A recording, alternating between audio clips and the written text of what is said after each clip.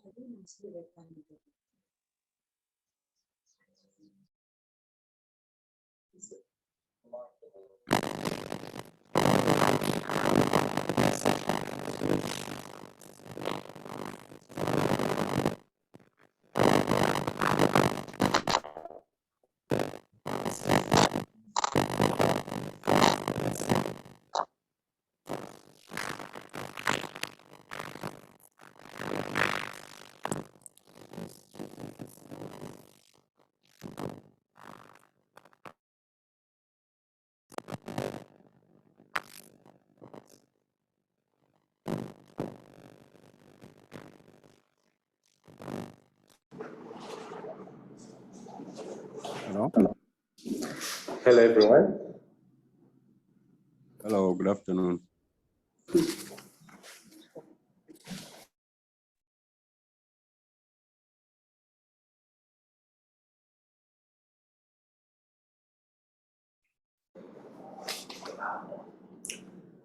Good afternoon, everyone. Welcome to today's session under Ministry of Health. Today's topic is neonatal resuscitation. We have a panel of experts who will take us through. I will be the moderator of the session. I'm Mukoya Claire, a nurse from Mulago Hospital. My experts, I welcome you. Introduce yourselves. Good afternoon, everyone. You're welcome to today's session on neonatal resuscitation. I'm Dr. Anita Muhumuza, a pediatrician and neonatology fellow working at Mulago Specialized Women and Neonatal Hospital. Welcome. Good afternoon, everyone. My name is Namugeni Sarah, a midwife and a neonatal nurse fellow. I work with the Zambia Hospital. You're most welcome. Okay, thank you. We are going to have a pre-test before we start on everything.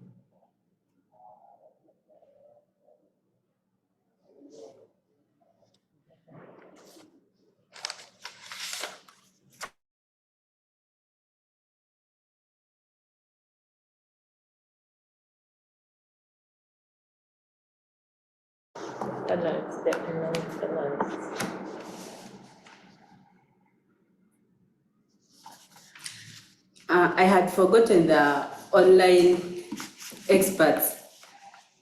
Dr. Beru, are you on? Yes, please, I am on. Introduce to Good. that. Yes, Yes? good afternoon, everybody. My name is Pedro Boniface, a medical officer working with Chiwoko Hospital. I will be presenting case today. Thank you so much. Thank you, Dr. Bore. Dr. Stella, are you on?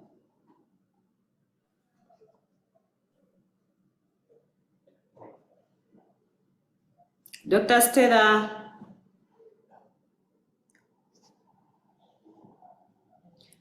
Okay, as we wait for Dr. Stella, we are going to have our pre-test.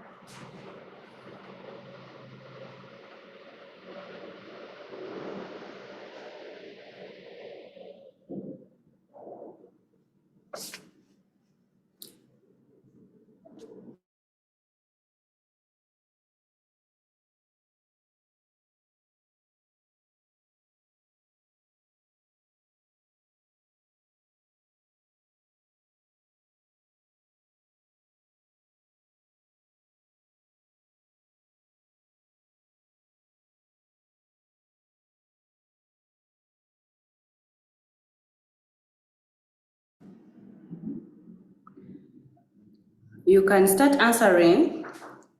The questions are there. Start, and you can even be telling us your expectations of this session.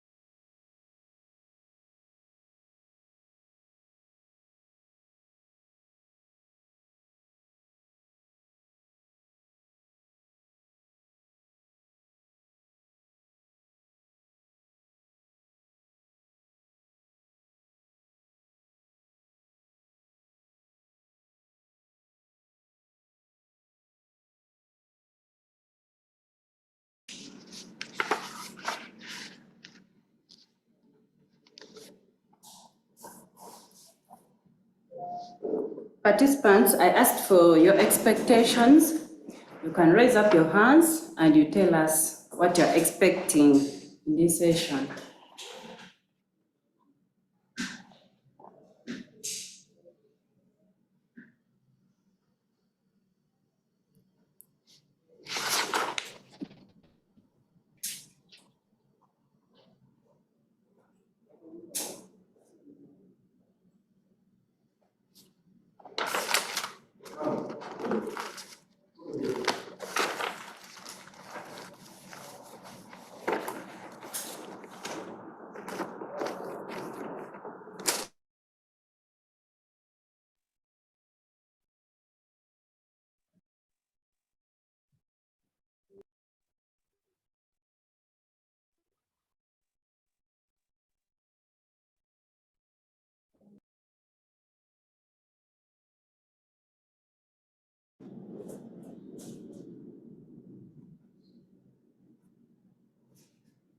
Yakub, you can unmute yourself and you tell us your expectation.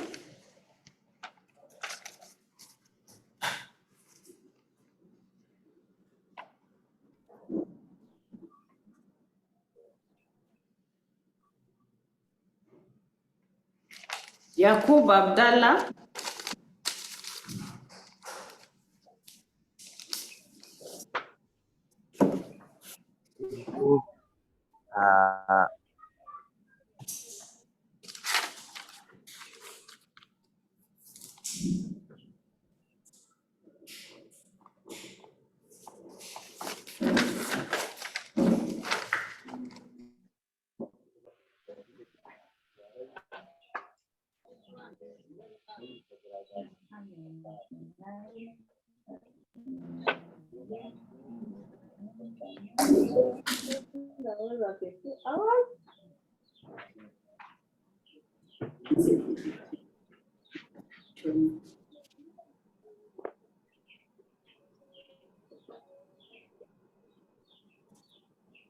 Mugeni Nathan, you're expecting to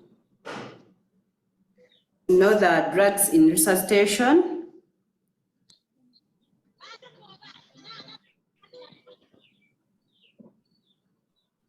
Brenda Fassi also is interested in drugs used in resuscitation.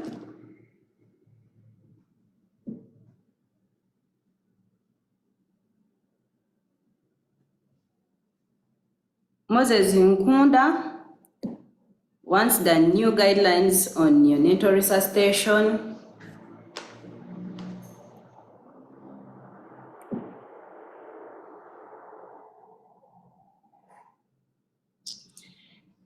Most of people want to know the guidelines to neonatal resuscitation.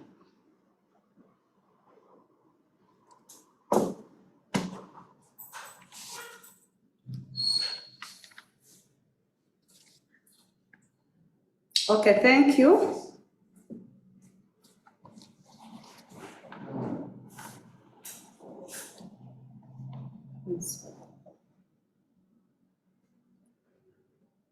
Dasen, can you tell us, unmute and you tell us your expectation, please. Okay, my name is Dapar Ezekiel Dasen. My expectation in this program is I want at the end of this program, I should be able to have the necessary skills for neonatal resuscitation. Thank you.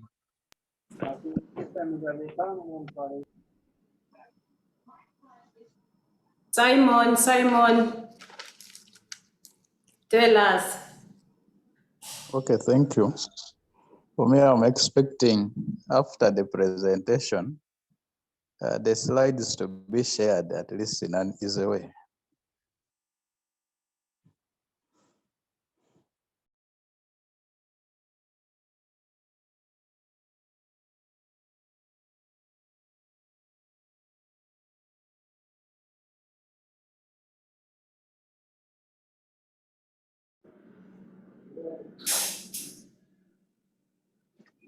Hello, team. Can I ask a question? Ask.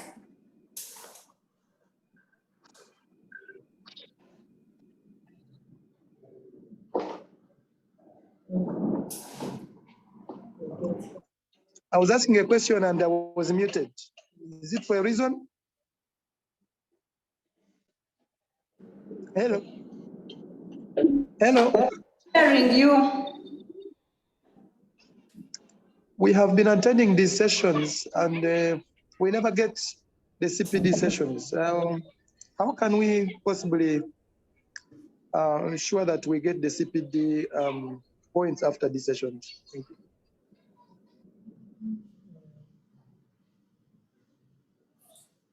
I think that will be answered by us at the end of the session, but we do award CPD points. We shall talk more at the end of the session.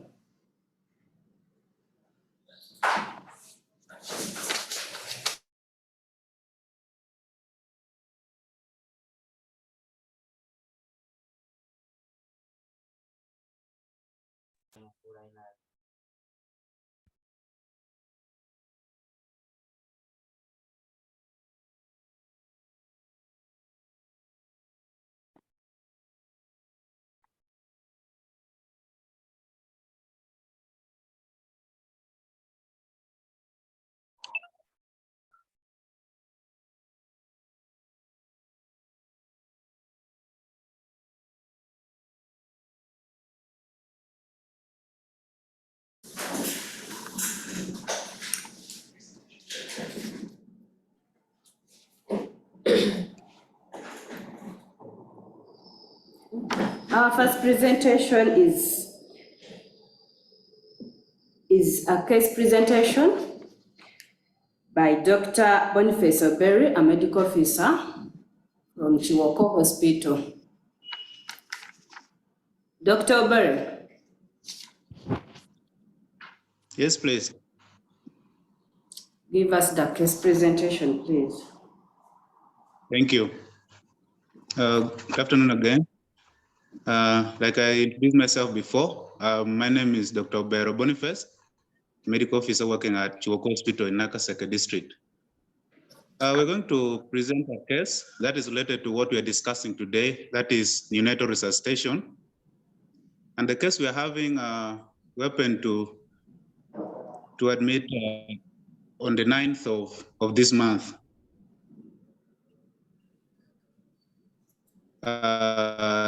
This is a baby of Pese, was born on that date, 9th, was born with a birth weight of 3 kilograms and had 18 minutes. Was a baby girl. Baseline heart rate was 145, respiratory rate was 60, head circumference was 34.9, and the RBS was 6.6. Was saturating at 80% by the time they admitted. We're going to talk a bit about the mother in our next slide. This mother is 32 years, gravida 6, para 4 plus 1. I happened to be on call on that evening when the patient came, the mother. She reached the hospital about 4 hours from the start of labor pain. When she arrived, her complaint was increased labor-like pains, drainage of liquor, which was clear. She was also having a bloody show. She reported that she was having normal fetal kicks, but when the pain worsened, she couldn't now tell about the fetal kicks anymore. But she had no other complaints, no other concerns. She was otherwise well reviewed of other systems. Examination findings were okay systemically. However, on our general examination of the patient, she was okay. She was in fair general condition, not pale, not jaundiced. Abdomen, her fundal height was 37 out of 40. Was longitudinal, but we found out it was a breech presentation. Fetal heart rate on a CTG was 90 to 94 beats per minute only. So we already had red flags about this. So having seen this heart rate, we're already wondering, are we going to resuscitate with fluids? Are we going to need to rush to theater immediately? So we proceeded to do a vaginal examination, and we found that the cervix was already fully dilated, 10 centimeters, was well effaced and thinned out. The presenting part was a fit, just like the abdominal examiner revealed that it was a breech presentation. The presenting part, which was the fit, we felt it within the cavity, within the vaginal cavity, and the cord was protruding along with it. So it was an overt cord prolapse. However, the cord was not pulsating anymore.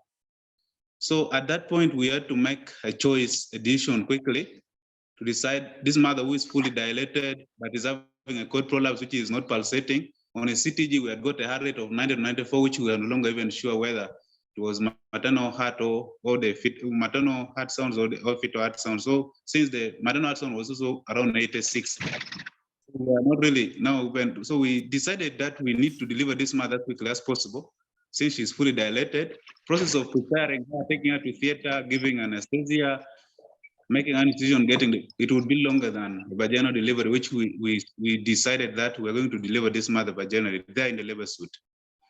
So at that point, having made that diagnosis, we started the plan for delivery. We started preparing ourselves, knowing that this baby, if we deliver when he's still alive, if it's not a fresh stillbirth, we will need resuscitation. So we called the team. We assigned one of our midwives who were already available. We assigned one of them and told her, you will be in charge of the resuscitation. And she started preparing, putting the warmer on, making the baby clothes to be in the right places. And also we informed one of the midwives to call the NICU team, so that they allowed them that they may receive a baby from us. And yeah, luckily we got to deliver the baby within about 15 minutes from the moment we agreed that we diagnosed collapse. Unfortunately, we delivered within 15 minutes. However, on delivery, the baby was, we could say, flat, was diagnosed peripherally. We could feel the pulsation at the base of the cord, and it was floppy, not breathing, no activity. We gave up the score of 2 in that first minute. So what we had done pre-delivery, like I said, we anticipated that there would be need for resuscitation. So we had set ourselves ready. We had called, one midwife was already, she did a very good job that day. We had to actually at the end of the delivery, and we had to thank her because she did a very good job preparing the place, making sure the warmer was already on, the bags are working, the amber bags are working, and yeah, there was one person who was ready. Upon delivery, we got the mother baby in the chest of the mother as we were warming and cutting the cord, as we were giving tactile stimulation and drying the baby, and immediately rushed the baby to the resuscitation area. The resuscitation area, from the labor suite we delivered from, is around 2 meters away, so it wasn't far. We rushed her to the resuscitation area where the warmer was already on, another cloth was waiting. So the one we got the baby on immediately, we discarded it. The baby was having some secretions in the nostrils. The mouth was okay. So we only suctioned the ones we could visualize, quickly using a penguin sucker, and we started bagging within the first minute from the time we cut the cord. And unfortunately, the fetal heart rate was less than 100. It was only 60, average of around 60. So the baby needed even chest compression on top of the bag that we had started. So we started giving the compressions 3 to 1. Every 3 compressions, we gave one breath using amber bag, 1 ventilation using amber bag. The heart rate eventually rose after those 15 cycles of breathe 1, 2, 3, breathe 1, 2, 3. So those 3 compressions and 1 breath, we did it about 15 times, and the heart rate had risen now to about 130 to 138, but the baby was still not breathing. So until about the 10th minute, the baby started gasping, but very few gasps, around 20 per minute. By the 10th minute, our ABGAS score was still only 6. The appearance was we gave 2 for appearance. Generally, the only thing that was 0 by that time was the activity. There was still no activity. So we gave an ABGAS score of 10 by that time. We continued to bug the child since for about 26 minutes, 60 to 68 breaths per minute. And so we put on oxygen, free flow, as we were trying to transfer to NICU. We already alerted NICU in the process. While in NICU, baby was put on CPAP, started on the routine management there, including antibiotics. We put on our protocol here, start them on ampicillin and gentamicin. If the baby reached NICU, I'd start conversing with rhythmic jaw movement. So baby was started on conversing, and up to now, the baby is still on niche. Even this morning, I managed to see the baby. He's still on management for HIE. The fits have reduced, fortunately. In summary, the baby we have presented today is a term female baby who was born vaginally by breech with an overtly prolapsed and non-pulsatile cord, was born with a birth weight of 3 kilograms, ABGA score of 2 in 1 minute, 4 in 5 minutes, and 6 in 10 minutes, who required back valve mask ventilation and chest compressions for up to 26 minutes before established spontaneous respirations. Thank you very much. Learn more in the process, including from our specialists, our consultants, who are going to give us more about neonatal resuscitation. Thank you very much.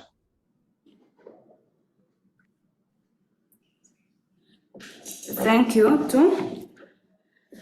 Now I want my experts whom I have here to comment from this case. Anything to say, anything to add on?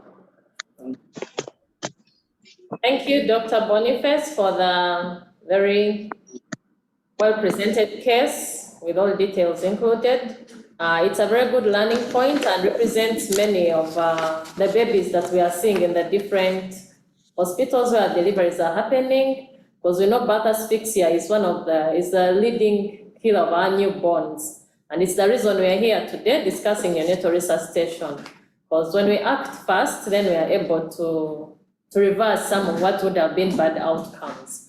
But the case is a good learning point, maybe to go way beyond prevention, because how can we prevent? Because if a mother comes in like that, then how do we prevent?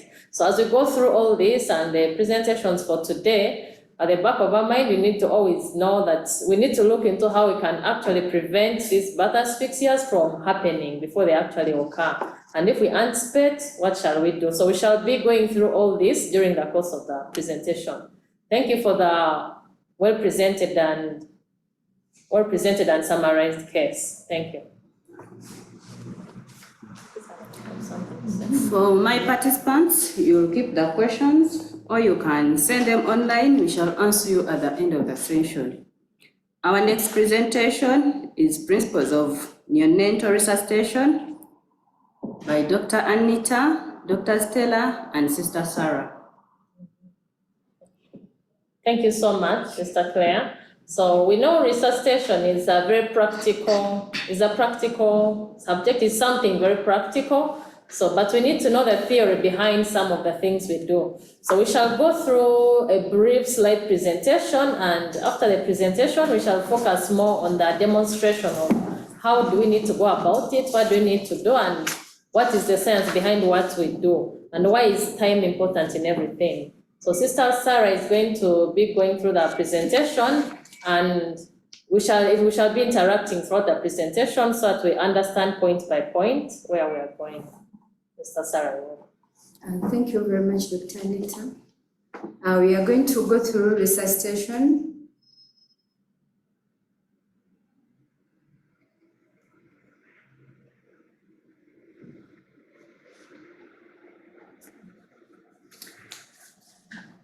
Which babies require resuscitation? As we all know that our babies are born when they are vigorous, when they are healthy. And like 99% of these babies will not need resuscitation. However, 4 to 10% of these new babies will need positive pressure ventilation, and 1 to 3% will need major resuscitative measures like intubation, chest compressions, and medications to survive. And what are the signs that will show you that a baby needs to be helped?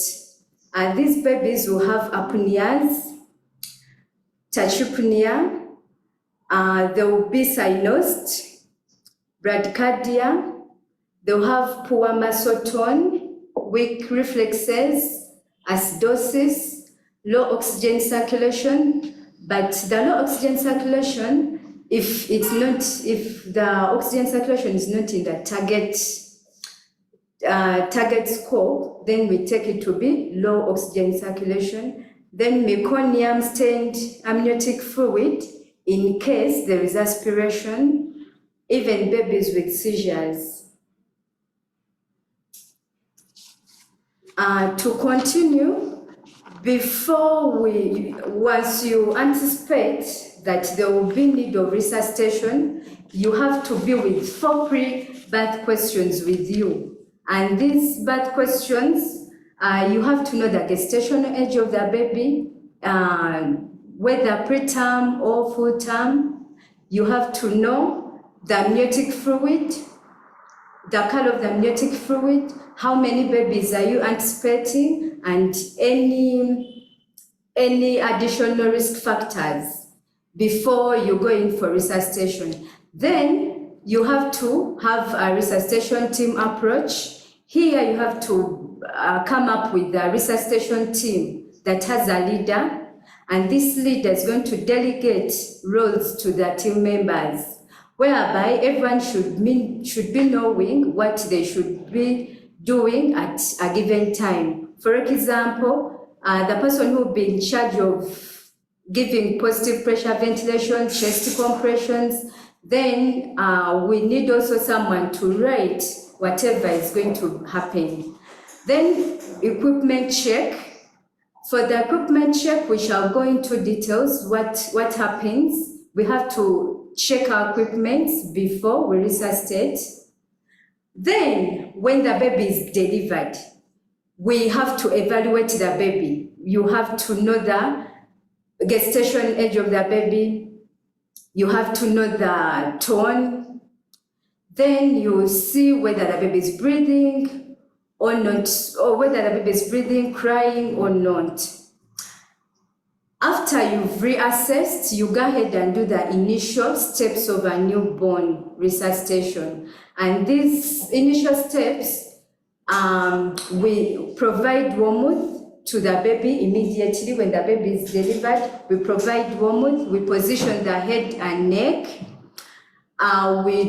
Suction is done in case there are secretions, but in case you don't see secretions, you don't suction the baby. And with suctioning, we start from the mouth, then we go to the nose.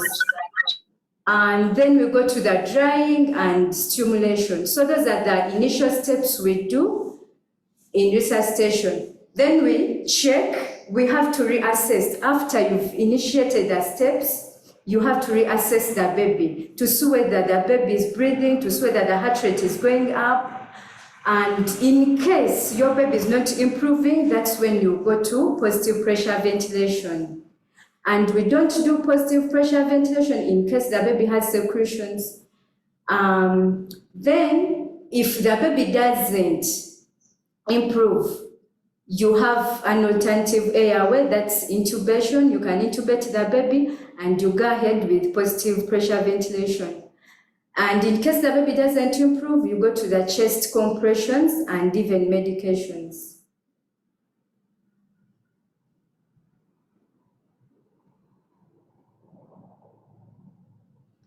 That's the flow diagram. That's what we shall be following when we are resuscitating the baby. And that flow diagram, it has to be in every labor ward, theaters, such that you can always check and see whether you're doing the right thing. And those are the 4 questions I told you about. You have to ask yourself the 4 questions before receiving the baby. The gestational age. This gestational age, it will help you to know how you're going to resuscitate your baby. In case it's a term baby, you know what to do. In case it's a preterm baby, below 33 weeks, because you know we have to receive the baby in a polythene bag and transfer the baby to the radiant warmer.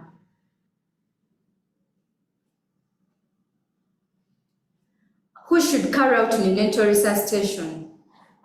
This should be a qualified individual skilled in initial steps of a newborn care and giving positive pressure ventilation.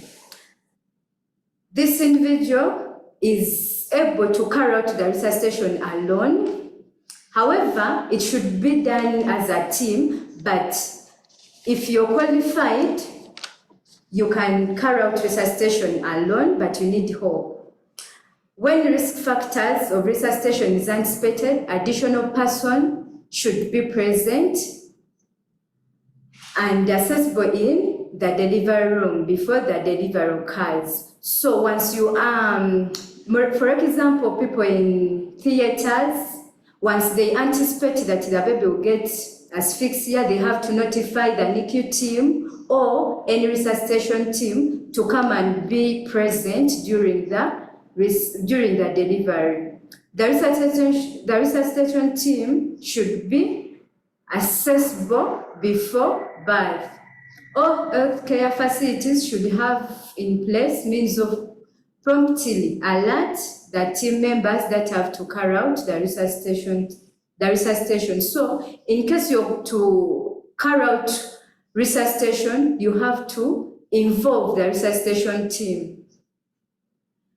Then at around the time of birth, team members are introduced to the obstetrical team, and those are the resuscitation team. They should go, they introduce themselves, they get the obstetrical history, and they get the prenatal risk factors. They identify the team leaders. Then pre-resuscitation team briefing is done. That's where they will get they will see whatever they are going to do, as we shall see.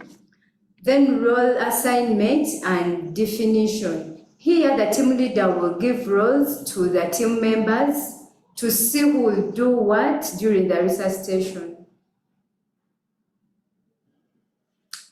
For the equipment check, and we have to use a standard checklist to ensure that equipment and supplies necessary to carry out the following are available.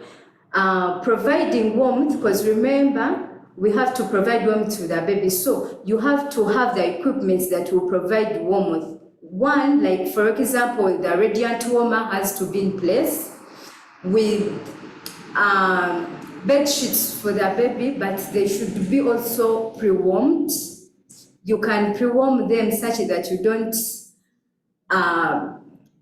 cause coldness to the baby. Then clearing the airway, we are going to see this in details: auscultate, ventilate, oxygenate, then intubate and medication. We are going to see this in details, what we need in each.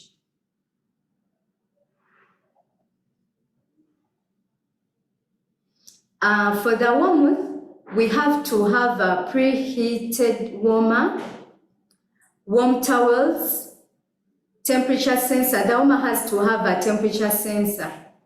Then a hat for the baby, plastic bags for the babies less than 32 weeks, and then the thermal mattresses. In case you're supposed to transfer the baby from theater or labor ward to NICU, you need thermal mattresses. We don't just transfer babies while we are losing heat. Clearing airway, we need bulb syringes, suction catheters, different sizes, wall suctions attached to the walls. They have to be set at 80 to 100 millimeters of mercury, and then meconium aspirators. For auscultation, we need a stethoscope. For ventilation, we need a flow meter set at 10 liters per minute. We need oxygen blenders. And for these oxygen blenders, they have to be set 21% for the term babies or babies greater than 35 weeks. Then 21% to 30% for babies less than 35 weeks of gestation. We need a positive pressure ventilation device. Those are the ambu bags, term and preterm sized masks, and then the feeding tubes and larynge and the large syringes.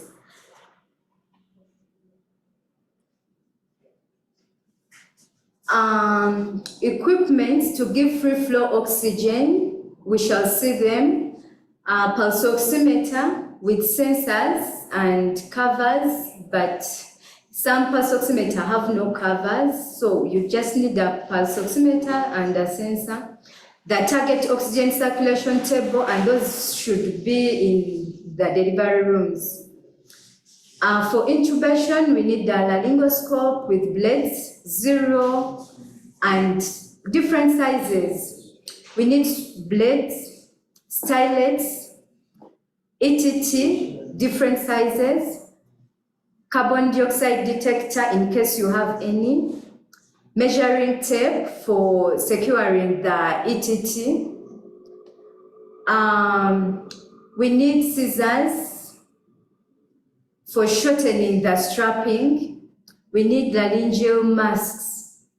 Then for medication, we need epinephrine, that's 1 to 10,000. Normal saline, we need to prepare for UVC, that's umbilical vein catheter, and the ECG monitors with its leads.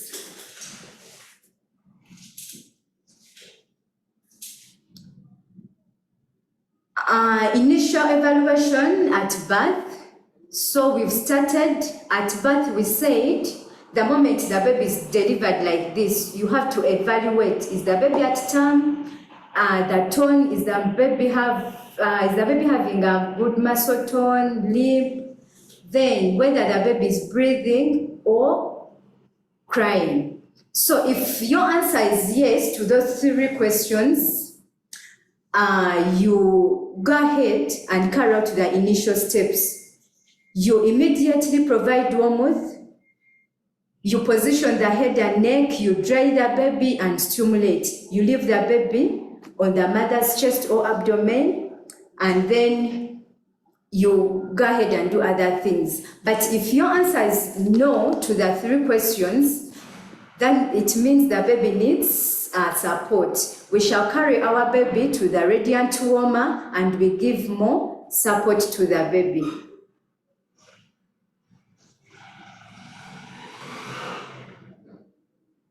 So those are the initial steps that I was talking about. I think we can go ahead.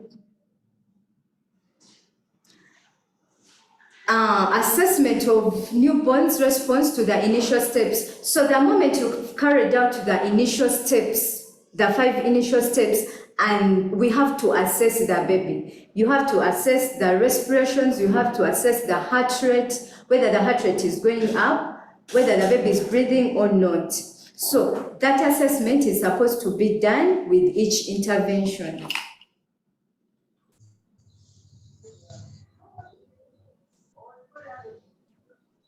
What to do if the baby is not breathing or heart rate is low? So if you've assessed your baby and the baby is still not breathing or the heart rate is below 100 beats per minute, here we are going to start positive pressure ventilation.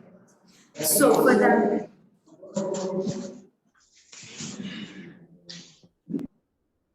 So we start positive pressure ventilation in case the baby is not breathing, in case the baby has apneas or gasping, or the baby's heart rate is below 100 beats per minute. That's when we are going to start positive pressure ventilation. Then when you start positive pressure ventilation, you're supposed to press. You're supposed to put a pulse oximeter on the baby because we want to know the oxygen circulation and the heart rate as well. And you need additional someone to help you, so you have to call for help.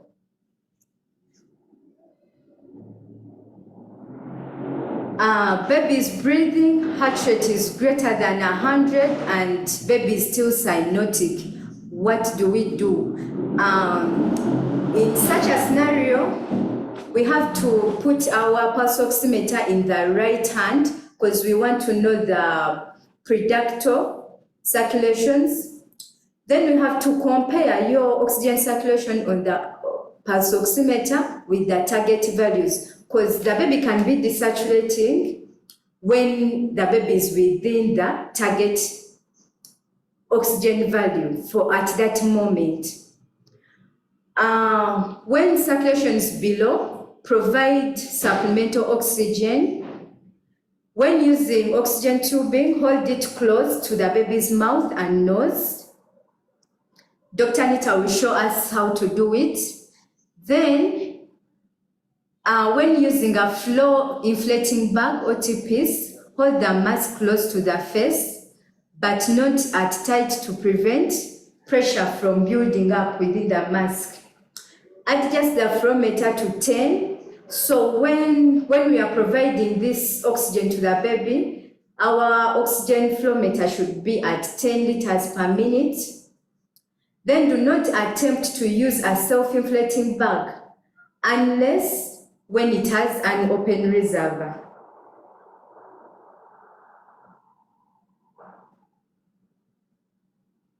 Next slide.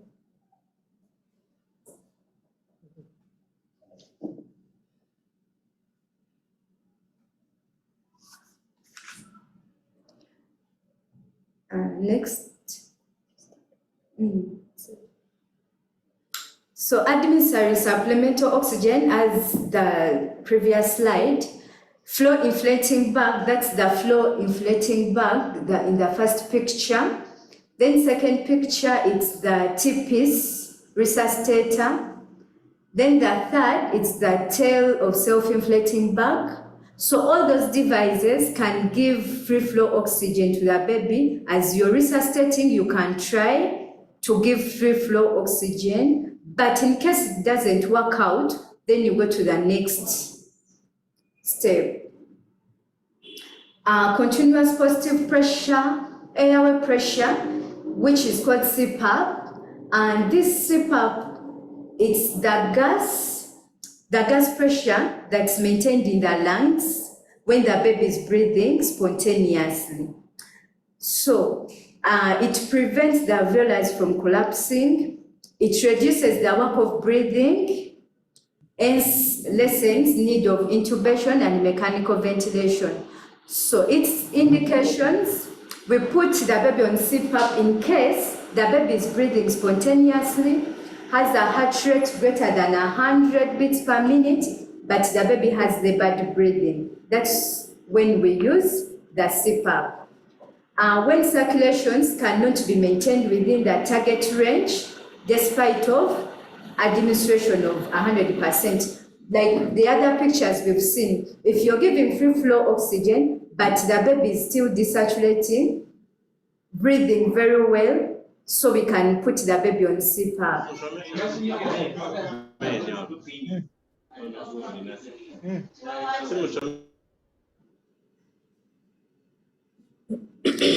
Baby not breathing or gasping, or the heart rate is below 100. So what do? If you have a baby who's not breathing, we have to start positive pressure ventilation. Because now here, we stimulated the baby using the initial steps and it didn't work. We have to go to the next step. We want to ventilate the lungs. We want the baby to start spontaneous breathing within the 1 minute. So we have to do positive pressure ventilation. And this needs an additional person. You can't do it alone. You can do it alone, but you need a helper.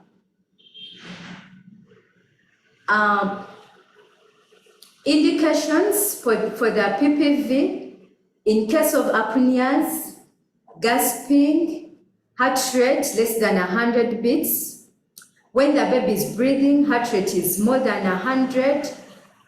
Oxygen circulation cannot be maintained. We've seen that. When indicated, PPV should be started within 1 minute of birth.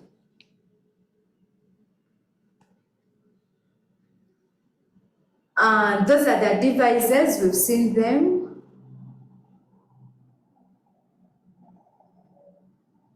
And preparing to begin positive pressure ventilation. 1, we have to call for help. Select appropriate sized masks. Be sure airway is clear, because if it's not clear, the pressure you're going to push into the baby will not be delivered appropriately.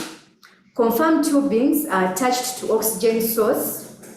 We have to position our baby, the neck, the head in the neutral position or sniffing position.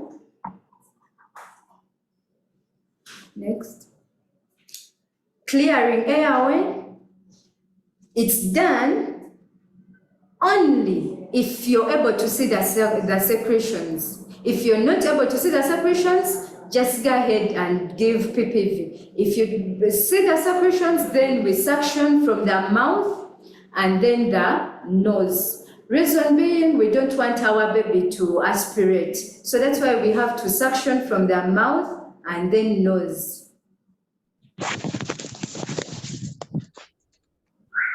Positioning the head and neck to open the airway. How you see them positioning the baby? In a sniffing position or in a neutral position. We don't want to overflex the baby. And because if you don't position the baby, the positive pressure ventilation won't be adequate. Next. Mask placement. The mask should rest on the chin and cover the mouth and nose. Eyes should never be covered. A tight seal is necessary to achieve the pressure that will inflate the lungs. Improper placing of the mask will cause air leaks. And you'll be ventilating, you'll be giving pressures, and the chest will not be rising very well. So proper positioning of the mask is important. Next. So starting ventilation, positive pressure ventilation, what concentration of oxygen should be used? As we said earlier, babies more than or greater than 35 weeks of gestation, the oxygen percentage will be 21%. We start at 21%.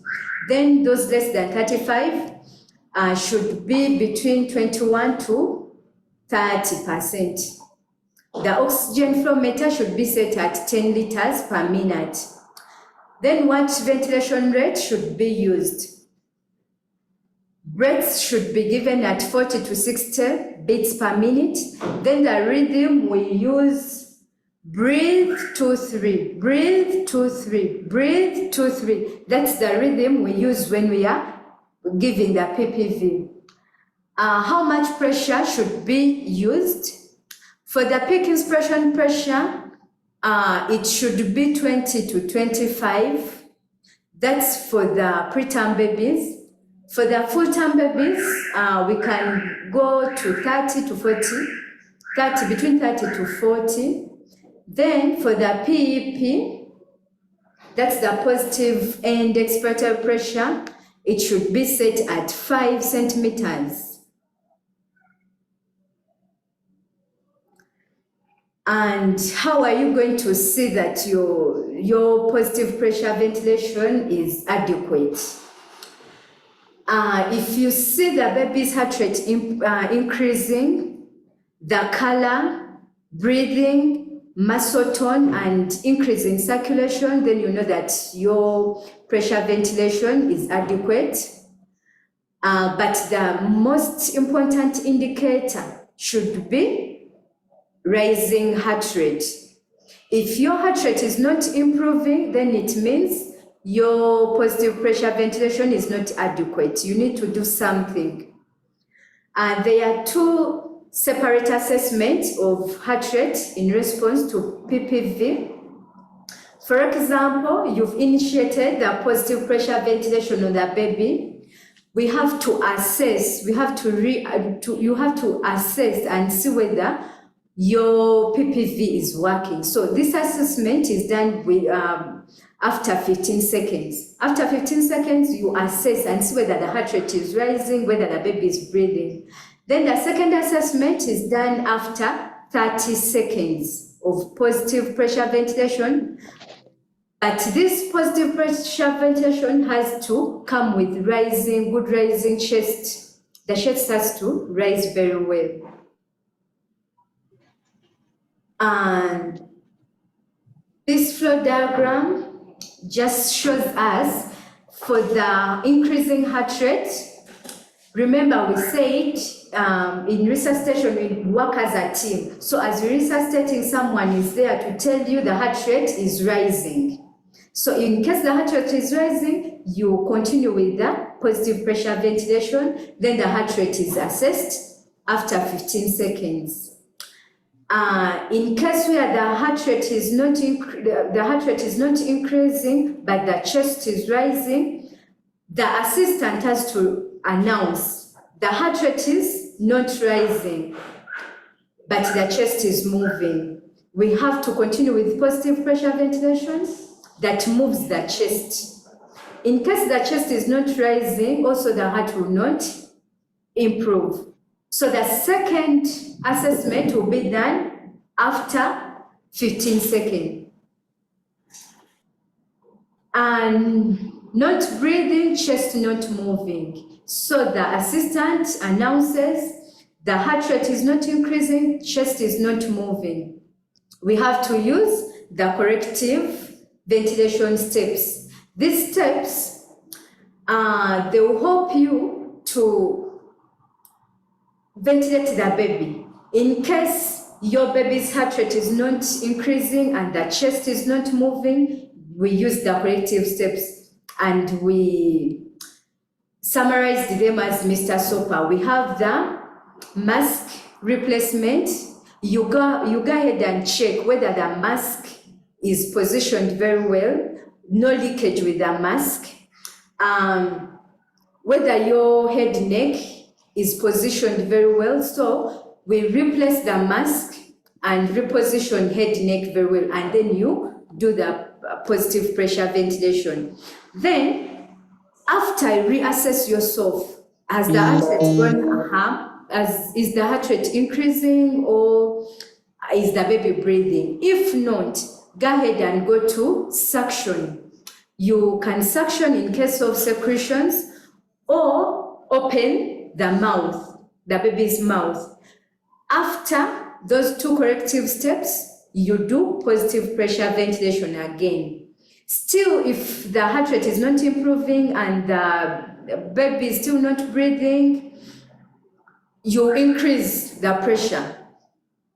You increase the pressure, the peak inspiration pressure. If you're giving like 30, you increase to 40.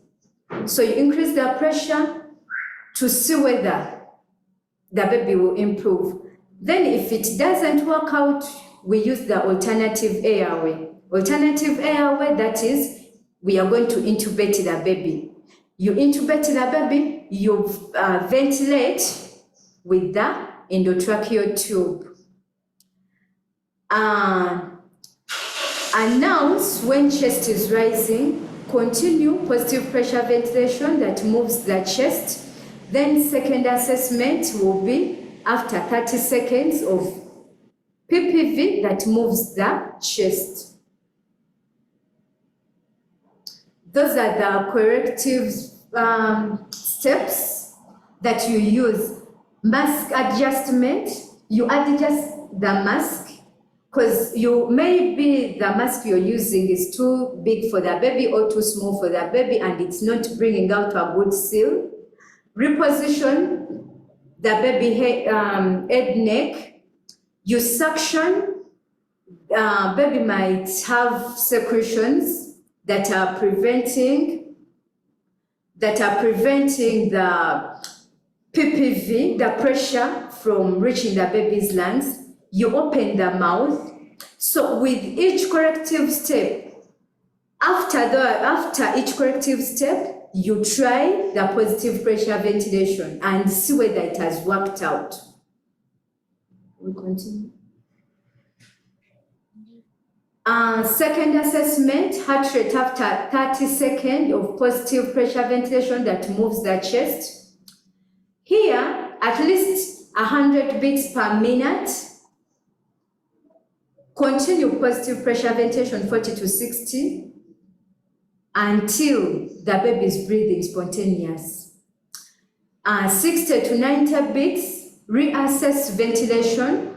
you reassess your ventilation corrective steps, and then you try out Mr. Soper.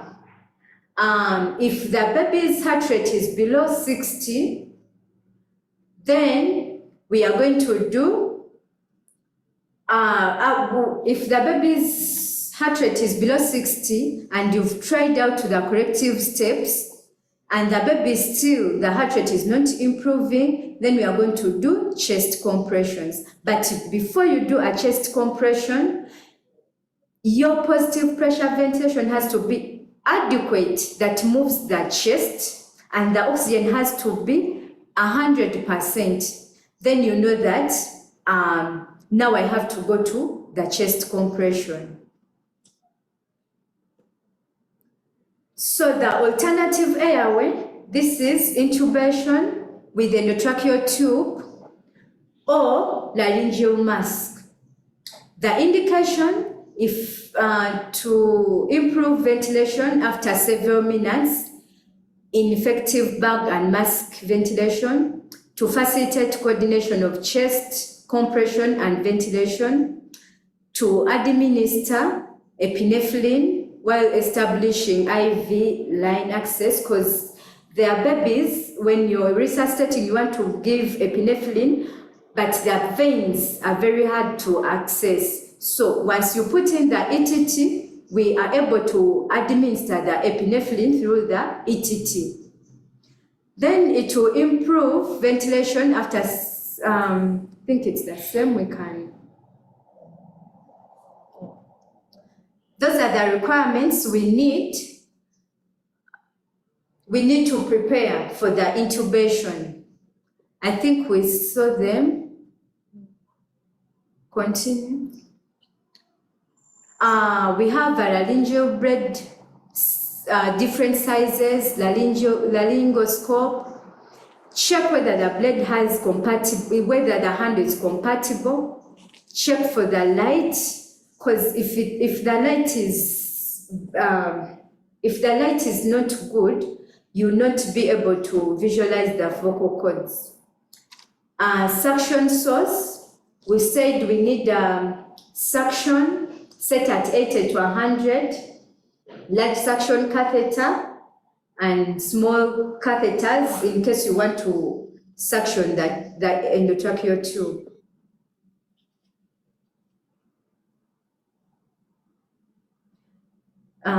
We can continue. Skip. We go to chest compressions. Never do chest compressions before trying out positive pressure ventilation. It's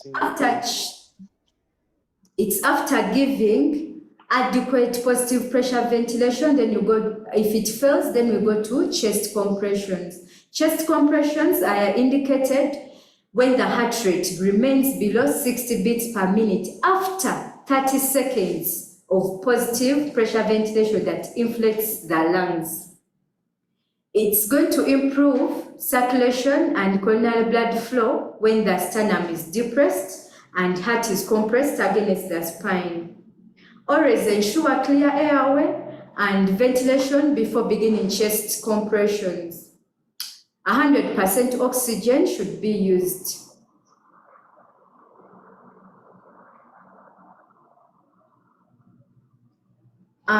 This picture it's showing us the compression area.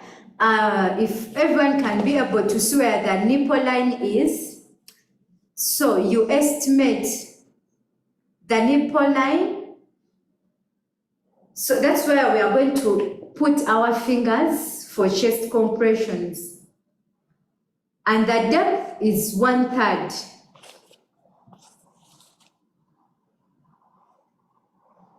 So 2 people are needed. One compresses chest, another continues with ventilation. So one person is going to continue with the positive pressure ventilation, then the other will be doing the chest compressions. And we do ratio of 3 to 1. We do 3 compressions to 1 breath.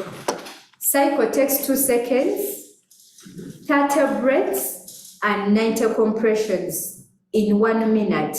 That's 120 events per minute. And the rhythm is 1 and 2 and 3. So when we are doing chest compressions, we say 1 and 2 and 3, breathe. 1 and 2 and 3, breathe. 1 and 2 and 3, breathe. So that's the rhythm we use when we are doing chest compressions. Assessment of the heart rate after starting compressions. Check heart rate after 60 seconds. Remember, we are starting our chest compressions at 30 seconds. We are going to do our chest compressions together with the positive pressure ventilation. Then after 60 seconds, we assess whether the heart rate is increasing or the baby is breathing. And we shall stop the compressions if the heart rate is more than 60 beats per minute. And if the baby's heart rate is still below 60, we check the quality of ventilation and compressions. We consider intubating if not already done. Then consider epinephrine via endotracheal tube or via umbilical vein catheter.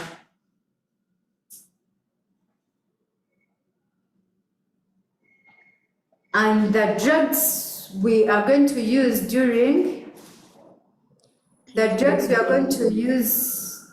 is epinephrine. Epinephrine, this functions as a cardiac and vascular stimulant. It's indicated when the heart rate remains below 60 beats per minute. 30 seconds of assisted ventilation that inflates the lungs. And at 60 seconds of coordinated compressions and ventilations using 100%.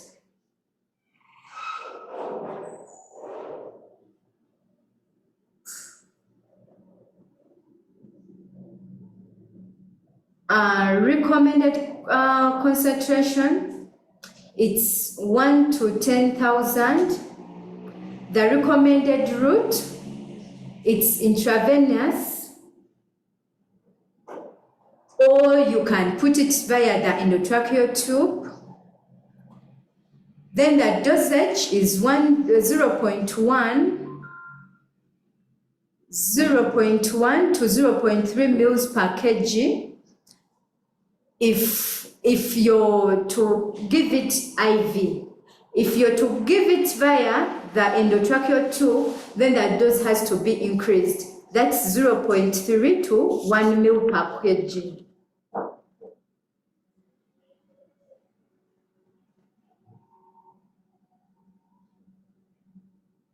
Then the assessment of after giving epinephrine, it should be done after 1 minute. So after 1 minute of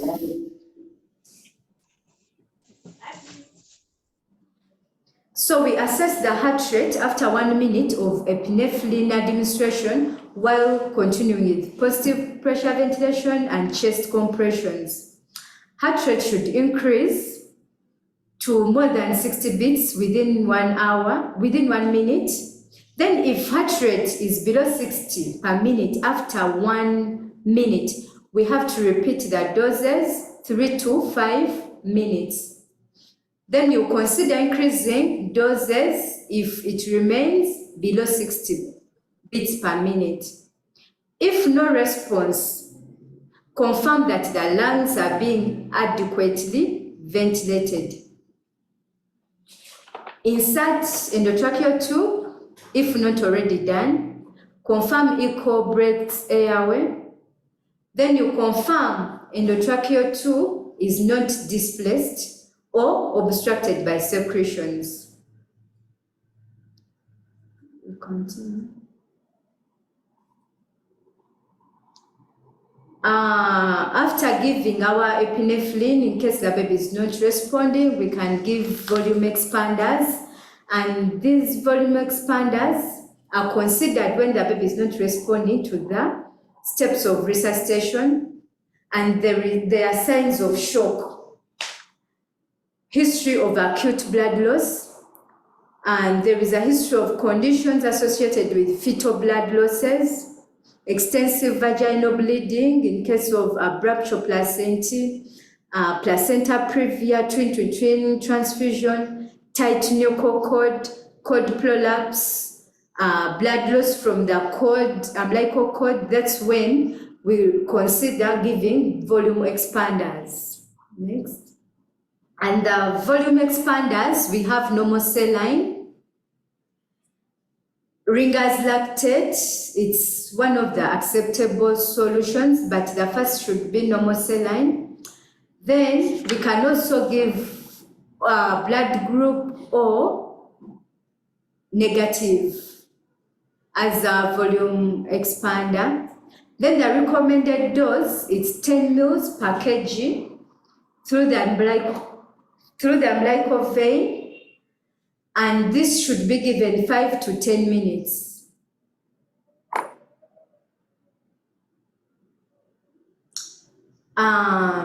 In conclusion, not all neonates need resuscitation.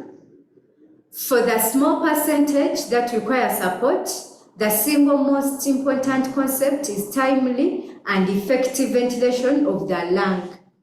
Neonatal resuscitation needs to be carried by a qualified team with enough resuscitation skills.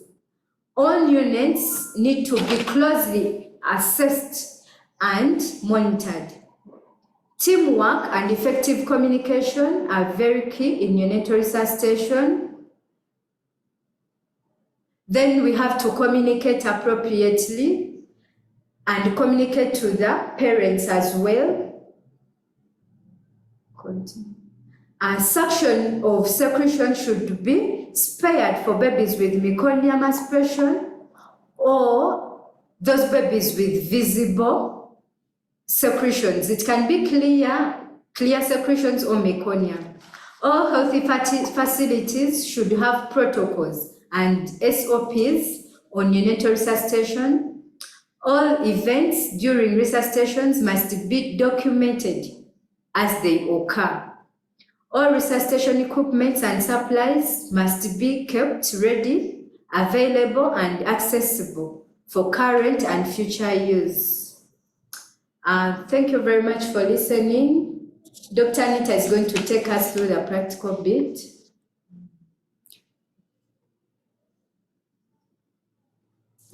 Thank you, Sister Sarah, for such a nice presentation. Before we continue, we recognize the presence of our Commissioner, EMS, Dr. John Bosco. Dr. JB, give us some, talk to us, please.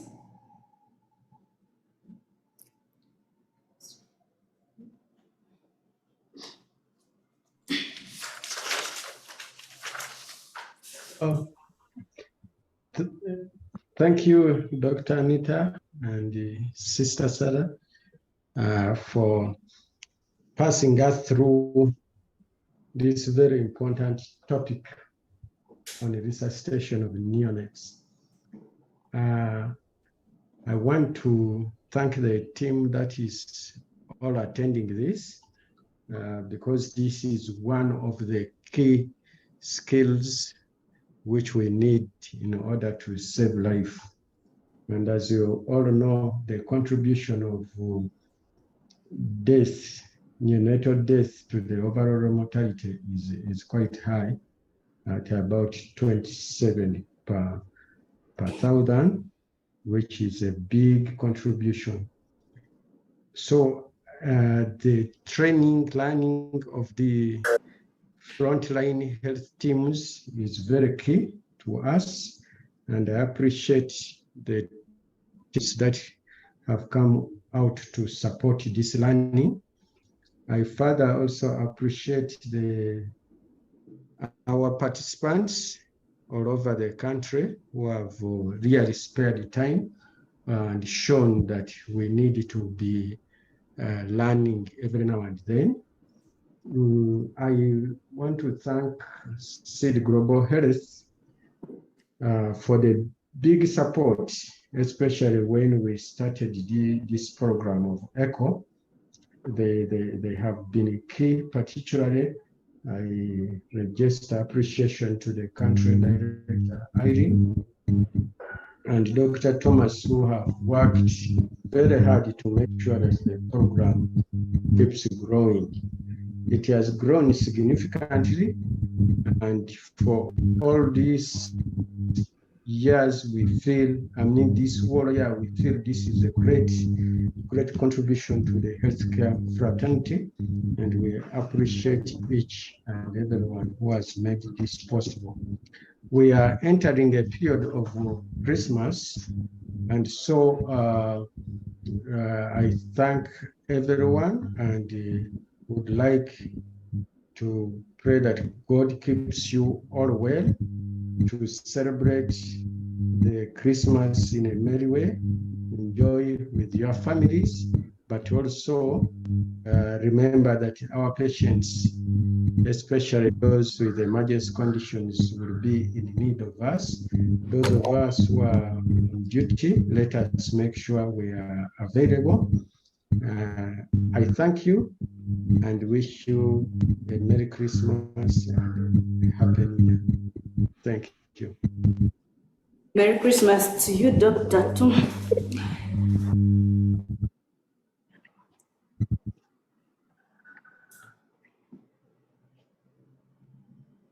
Thank you, the participants.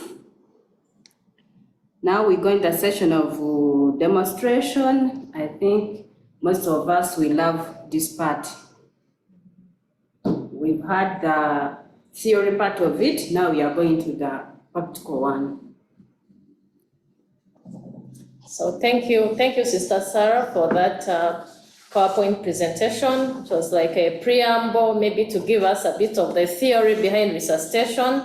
Like I said at the beginning, resuscitation is very practical and you need to do it hands-on. Until you have interfaced or received a neonate who needs resuscitation, you'll never actually know what it feels like until you do it practically. So, and the reason this is very important, we all know birth asphyxia is the leading killer of our newborns. And if we are to reduce our neonatal mortality rate, we must look at the conditions that are actually killing our newborns. So like I said earlier when you were beginning, we need to look at how we can prevent birth asphyxia from happening. For those who listen to the case presentation, it was one of the unfortunate incidences which happen almost everywhere in many of our health centers across the country. So we have mothers who come in to the different delivering facilities. Some of them come in labor, but sometimes it's too late for us to act. But what can we do? We need to move the message to the community so that they know what they need to do. But how about those who come to the health facilities and are not well monitored and actually end up with babies who have asphyxia? I've seen some of us on the chat already asking, those who listen to the case, you're asking what will be the long-term outcome of that baby. I know most of us know a baby who was compromised at birth. And if the compromise happened long before the resuscitation was done, even if the team did their best, we know they are likely to suffer effects. So just to cut this brief, we are going to go back through the practicum of resuscitation. So we shall go back to the slides one by one as we explain in practice how it should be done as we follow the flow chart. So just to take us back to the very first step in resuscitation, the first slide we presented was about preparation. So we talked about preparation in the presentation. Preparation is very important. And if we listen to the case, we know that in this case, this mother was already in labor and she was fully dilated. So you do not have to wait for the baby to come out for you to prepare because you're not going to have the time. And you don't have to wait for the mothers to come. So for every facility that conducts deliveries, you must have a resuscitation corner. It is not a luxury, it is a must-have. So you should have a corner that is dedicated to resuscitating babies and receiving babies. In that corner, you need to have the necessary equipment. So that is the first bit of preparation. One, you must have a dedicated space. We have seen some labor wards where there is a delivery bed for the mother, and that is all that is there. So what happens when your baby, or even babies, sometimes mothers come with triplets, with twins, and if they've never done a scan. So if you have not prepared, where are you going to receive those babies and how are you going to go about it? So to begin with, in all our facilities, we must have a corner that is dedicated to receiving these newborns. And it should not just be an empty corner. We need to have there a source of warmth, just like the presentation was. So a source of warmth is radiant warmers are what we have in most of our delivery rooms, and I think most of us have seen them. So each facility where babies are born should have at least a radiant warmer ready to receive the baby, because these are essential commodities when it comes to newborns. So you must have the space, first of all. It should be dedicated and it should have the necessary equipment. So the first one I've mentioned is a radiant warmer, because we had that warmth is the first thing we are going to give these babies. So a radiant warmer should be there, and like we had, it should at least be turned on even before the delivery happens. So going back to preparation, you need to have your different equipment. And in the different equipment you need to have the ambu bags, which we've seen. We saw there are many kinds of devices, but the ambu bags are what we have in almost all our facilities. We all have ambu bags. So we have those which we can use without reservoirs and those that have reservoirs on them. So we are going to see later as we go through resuscitation, but maybe just to make it clear now. So you heard us talk about when you're resuscitating preterms, you should start with about 21 to 30% oxygen. So most of us, we all know that 21% is like the oxygen present in the room air, in the air we breathe. So if you're going to use 21%, it means you don't need to connect an oxygen source to your ambu bag. So you're just going to use as it is without connecting it. That is already 21%. So what if you need to increase the oxygen concentration? So when you connect this ambu bag to an oxygen source without a reservoir, so when you've connected this to an oxygen source, maybe a cylinder, or you have piped oxygen on the wall, whatever you're using in the facility. So the moment you connect your ambu bag without a reservoir, you're giving about 45 to 60% oxygen. So when you need to increase the flow, then you know you need to connect oxygen. So for preterms, we are very cautious on how much oxygen you use, because if you use on them 100% oxygen right from birth, you increase their chances of getting retinopathy or damaging their eyes. So how about when you need to do chest compressions? So just like Sister Sarah presented, the moment your baby needs chest compressions, you need 100% oxygen. So with this connection alone, you will never achieve 100%, even if you're connected to a cylinder that is pure oxygen. So to achieve 100%, you need an ambu bag with a reservoir. So this, what you see here, is the reservoir. You see this has no reservoir, this has the reservoir. So to achieve 100%, you must connect a source of a pure oxygen to your ambu bag. And with this, you're actually giving 100% oxygen. So always know, whenever you're connected to an ambu bag without a reservoir, the most you're going to give is about 60%. So this is still in terms of preparation. So you need to have your different ambu bags. Some of them have detachable reservoirs. Some of them are not detachable. So depending on what you have. If you have a non-detachable one, well, it's unfortunate all your babies will be receiving 100% oxygen. So it's important to have the detachable ones where you can remove the reservoir in case you want to resuscitate a preterm and you want to begin with a low concentration of oxygen. So in preparing for your equipment, you must have the ambu bags in place. You must have the masks, these face masks of different sizes. So you see what I have here is a size 0, and they're actually named. They have different sizes, right from 0, 0 to 0 to 1, 2, or 3. So you need different sizes because our babies come in different weights, birth weights. So the mask should be able to fit properly to cover the nose and the mouth without covering the eyes. So a mask should just fit snugly on the babies, cover the nostrils and the mouth without any leakage coming in from the sides. So you must have masks of different sizes to be able to, because you may never know whether you're going to receive a preterm or a full-term baby, but like you said, during preparation, you're going to ask some questions, the 4 questions. Is it a term gestation or not? Does the mother have any risk factors? So that you know what to anticipate and you're already prepared. But as a routine, you must have all these on your resuscitation table, because some emergencies occur and you may not even get a chance for your questions to be answered and the baby will already be there. So you must have the face masks. You need to have your stethoscope, on hand, because like we see along the way, you're going to need to listen to the heart rate. You need to have a suction device. So these days we recommend the penguin suckers because they are easier to clean. The transparent ones, they are easier to clean. These bulb syringes, they are slowly and slowly getting off because they are difficult to clean and can cause cross-infection between babies, and yet most are not autoclavable. So we are now rooting for the penguin suckers, which you should have seen because they are available in different units. So you must have a source of suction, but just to make it very clear, we no longer do routine suction in newborns. Suction should be individualized. Only when there are separations is when you suction, but you must have it on hand because you never know which baby is coming to you. So like I said, you need to have your connector to connect, and above all, you need to have an oxygen source. So if you're in a facility where there's piped oxygen, then you must have a connector or like a humidifier or somewhere you're going to connect your oxygen. If you don't have a piped oxygen, you must have an oxygen cylinder. So having oxygen in the labor wards is not a luxury, and it's not just for the mothers. We need to start thinking about our newborns and prepare for them accordingly. So you need to have all your equipment in place. You need to have some NG tubes. This is like a nasogastric tube because during resuscitation, some babies get abdominal distension and you may need to pass one.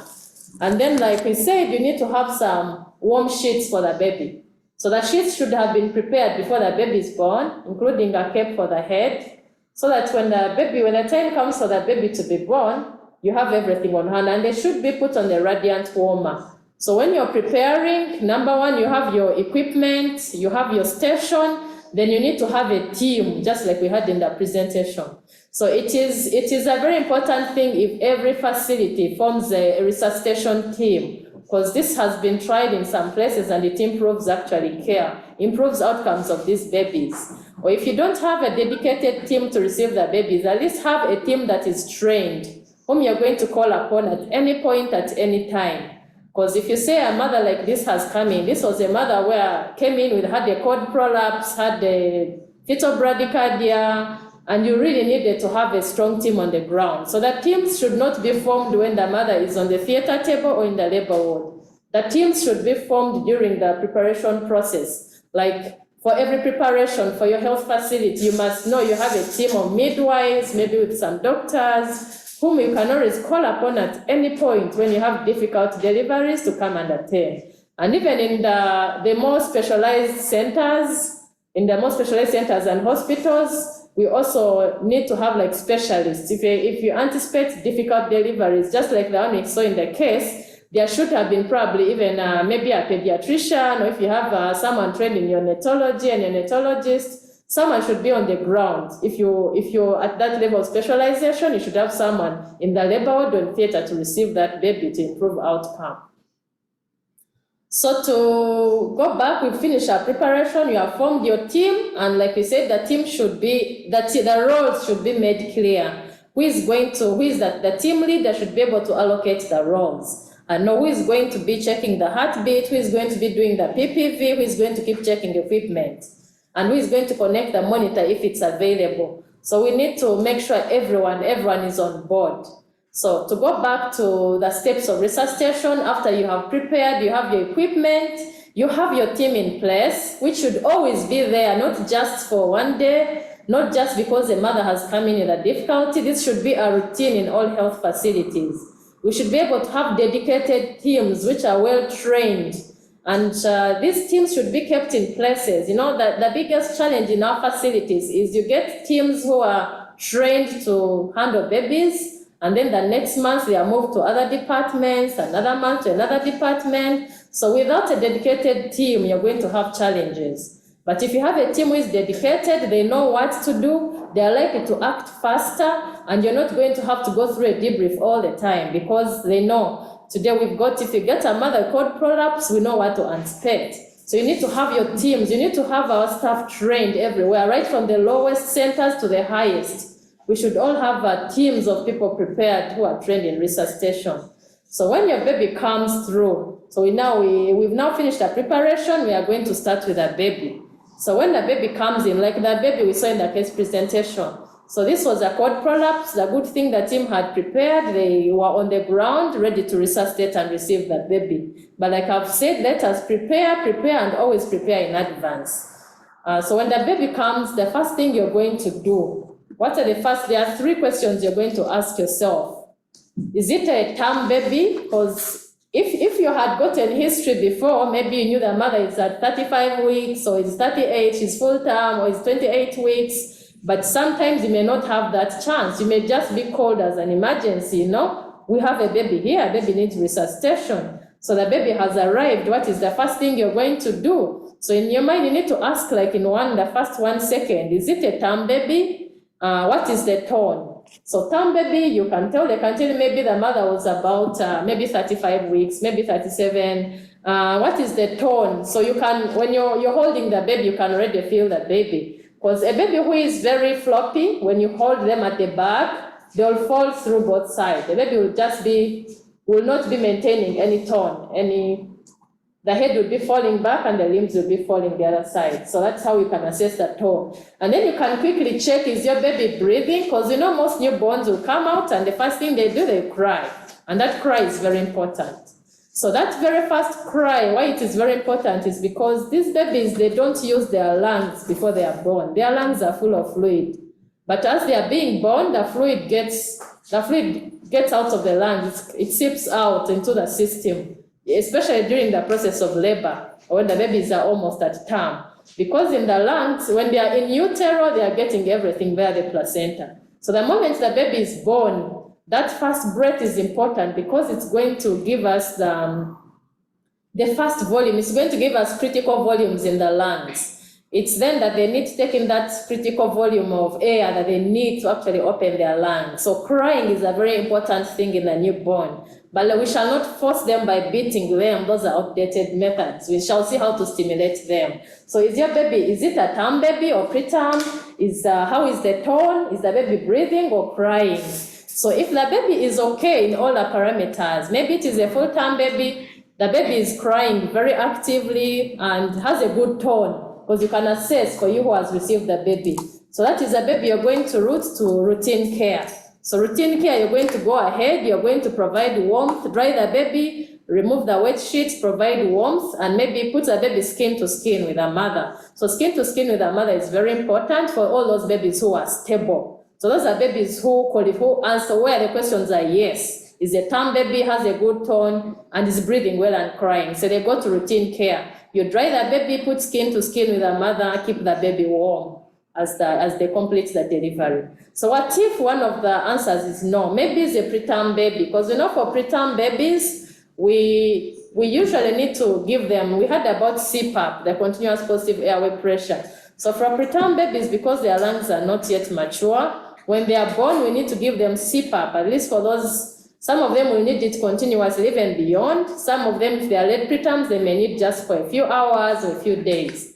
So the earlier we initiate CPAP on the preterm babies, the better. It will improve their outcome in terms of lung function and less distress for them. So if your baby is not breathing or crying, the next thing you're going to do, remember, you have to do all this very quickly, and we are going to know why. So the next thing you're going to ask yourself, if the baby is not breathing or crying, what are you going to do? So you're going to dry the baby, and as you dry the baby, you're stimulating the baby. So as you're drying, you're going to press on the chest vigorously, dry the baby, and also press on the back. So as you dry the baby, you're also stimulating. So this vigorous rubbing is also stimulation for the baby. It can be on the back, then on the sternum. But in the process, you're also drying the baby. But immediately your sheets, when you finish drying your baby and you think you've stimulated, put away the wet sheets, wrap the baby quickly in a dry sheet, because you don't want to keep a wet sheet on the baby. Because by then you've known, baby, you've stimulated and your baby is still not crying, your baby looks blue and your baby is very floppy. So you need to be very quick. You put the baby in a dry sheet and you lay your baby down. So at that point, if your baby doesn't respond to stimulation, you're going to position your baby well and you're going to look in the airway. That is where the air becomes very important. So you need to look in the airway. So look in the airway, are there any secretions? If there are any visible secretions, you please suction. And remember, you already suction the mouth before the nose. So the M comes before the N. So you're going to suction the mouth. As you remove any visible secretions after the mouth, you can suction the nostrils quickly, and then you put that away. And then put your baby in a neutral position. There are two positions we use in resuscitation. We have what you call a neutral position and then a sniffing position. So we use sniffing position in older children and never in neonates. So neonates must be in a neutral position where you just give them a chin lift and a head tilt. So their head remains perpendicular to the rest of the body. The baby's nostrils are facing. The baby's nostrils facing almost, not exactly facing the ceiling, but just at the position the rest of the body, because sniffing position, then the nostrils are facing the ceiling. So we don't hyper, when you put a neonate in a hyperextension, you block the airway. So we need to avoid hyperextension in neonates. So that's why you just do just a simple head tilt and chin lift to put the baby, keep the head with the rest of the body parallel to the rest of the body so that the baby is able to, you're able to keep the airway open. So you need to quickly keep your baby warm. You can put the head cap if you have it, put the head cap, and then you need to get an appropriate mask immediately. Remember, you stimulated your baby and your baby did not cry. So you need to make sure the next step you're going to do, so you're going to check if your baby is gasping, is the baby gasping or is the baby apneic? So apnea means they're actually not breathing at all. So when they're apneic, they're not breathing, but some babies may be gasping. So either way, if they're apneic or breathing, what you're going to do first, like we had, ventilation is the most important. So you're going to get your mask, which you should have checked to see that you're using the most appropriate. Do not use a smaller mask, because if this is too small for a tiny baby, it covers only the mouth. That is not appropriate. And a mask which covers up to the baby's eyes is also not appropriate. Appropriate mask should just cover the nostrils and the whole of the mouth, and the air should fit snugly. So you hold the mask with a C grip. So you keep the rest of your fingers off the baby, because the moment you put them on the baby's neck, you're going to obstruct the airway. So you just hold the mask with a C grip, using only your thumb and your middle finger. You hold it with a C grip and hold it firmly, and you should have connected it to your ambu bag. So after getting the most appropriate mask, you connect it and hold it onto the baby firmly, but with a C grip. So you should never put all your fingers in the baby's neck, because you're going to obstruct the airway. Hold the mask with a C grip and be quick to give the baby some breaths, the first breaths, okay? So your aim should be to make the chest rise. Your aim is to make the chest rise, because remember, chest rise is the very important thing in proper ventilation. When your chest is not rising, you're not ventilating the baby appropriately. So your chest should rise. And you should avoid using very high pressure. So when you are talking about the inspiratory pressures, it is the extent to which you're squeezing your ambu bag. Some of the ambu bags have a meter where you can see. They have a green zone, a yellow zone, and a red zone. So always try to stay in the green zone. But the green zone ends around 25, but for full-term babies, we can cross to at least 30 or 35. So you avoid giving pressures of more than 35 in all babies, because then you're going to cause damage to their lungs. So you hold your mask firmly and give the baby. So in some resuscitation protocols, you're going to come across what they call 5 rescue breaths. But what we have adopted from today is from the NRP program, the Neonatal Resuscitation program, the 7th edition. This kind of doesn't go into the rescue breaths. You can just start ventilating right away. But if you come across the 5 rescue breaths, just know they are just different schools of thought and different protocols, but they're all aimed at achieving the same aim. So you start ventilating your baby, but remember, at the point at which you started ventilating, you should have called for help. For a baby who needs ventilation, it is likely to need much more, because you cannot know to what extent you're going to go. So you should have called for help. So when you call for help and the helper is going to come, so let's have, maybe as I wait for help to come, I'm going to be resuscitating the baby. And we said we bag at a rate of maybe 1, 2, 3, breathe. 1, 2, 3, breathe. 1, 2, breathe. So it should be like 1, 2, 3, breathe. So we should make sure you are bagging at the correct pace. What we tend to do, the mistake most of us tend to do when we put the mask, is we tend to bag at a very undetermined rate. We are hyperventilating the babies. So when you hyperventilate the baby, you're going to remove, because they need some carbon dioxide to stimulate their respiratory center. So when you remove all their carbon dioxide by squeezing the bag so fast without a rhythm, you're going to exhaust all their carbon dioxide and they're going to actually end up in alkalosis. So they're actually going to get effect. They're going to get a negative effect. So you must achieve a good rate. So a good rate is, we know you're supposed to bag a rate of at least about 40 to 60 breaths in every minute. So as you wait for your help to come, the most important thing is to continue with the bagging. So when the helper comes, let's say you have a helper, the first thing you ask is for the helper is they can check the heart rate. Remember, the first check of the heart rate should be at least after 15 seconds of very good ventilation, okay? So let's say if the helper has checked the heart rate, maybe I have a helper. So she checked the heart rate. So meanwhile, there should be an open communication channel, so the helper should be able to communicate to me, to the team lead. So I say, maybe Sister Sarah, can you check the baby's heart rate? So usually we check for 5 seconds. We check for just a few seconds, and then you can multiply it by 12 to be able to get the rate that should be in 60. Because in an emergency, you're not going to count it for a whole 60 seconds. You just take for 5 seconds and then multiply it by 12. Heart rate above 100. Okay, so the heart rate is above 100. So what I'm going to do, I continue ventilating the baby. So our baby is probably responding well. So we are going to continue ventilating this baby until we achieve spontaneous breathing. Because this baby had a good heart rate. So in this scenario, we are going to continue ventilating until we have spontaneous breathing. And if our baby achieves spontaneous breathing, then we shall stop the ambu bag and we shall connect the baby to oxygen. If we have a CPAP in the delivery room, which should be the better. So if your baby is breathing, you need to assess their breathing. What is the adequacy of breathing? So to assess the adequacy of breathing, you need to look at the chest. How is the chest rising? Do they have intercostal recessions? Do they have nasal flaring? Are they distressed? Because a baby who is in distress is going to need a CPAP and not just free flow oxygen. But if my baby starts breathing and is not in distress, I'm going to connect to free flow oxygen and then the baby will be transferred to the next care. So for every baby whom you resuscitate, you don't just resuscitate and give back to the mother. They should be monitored at least for the first 24 hours under close observation.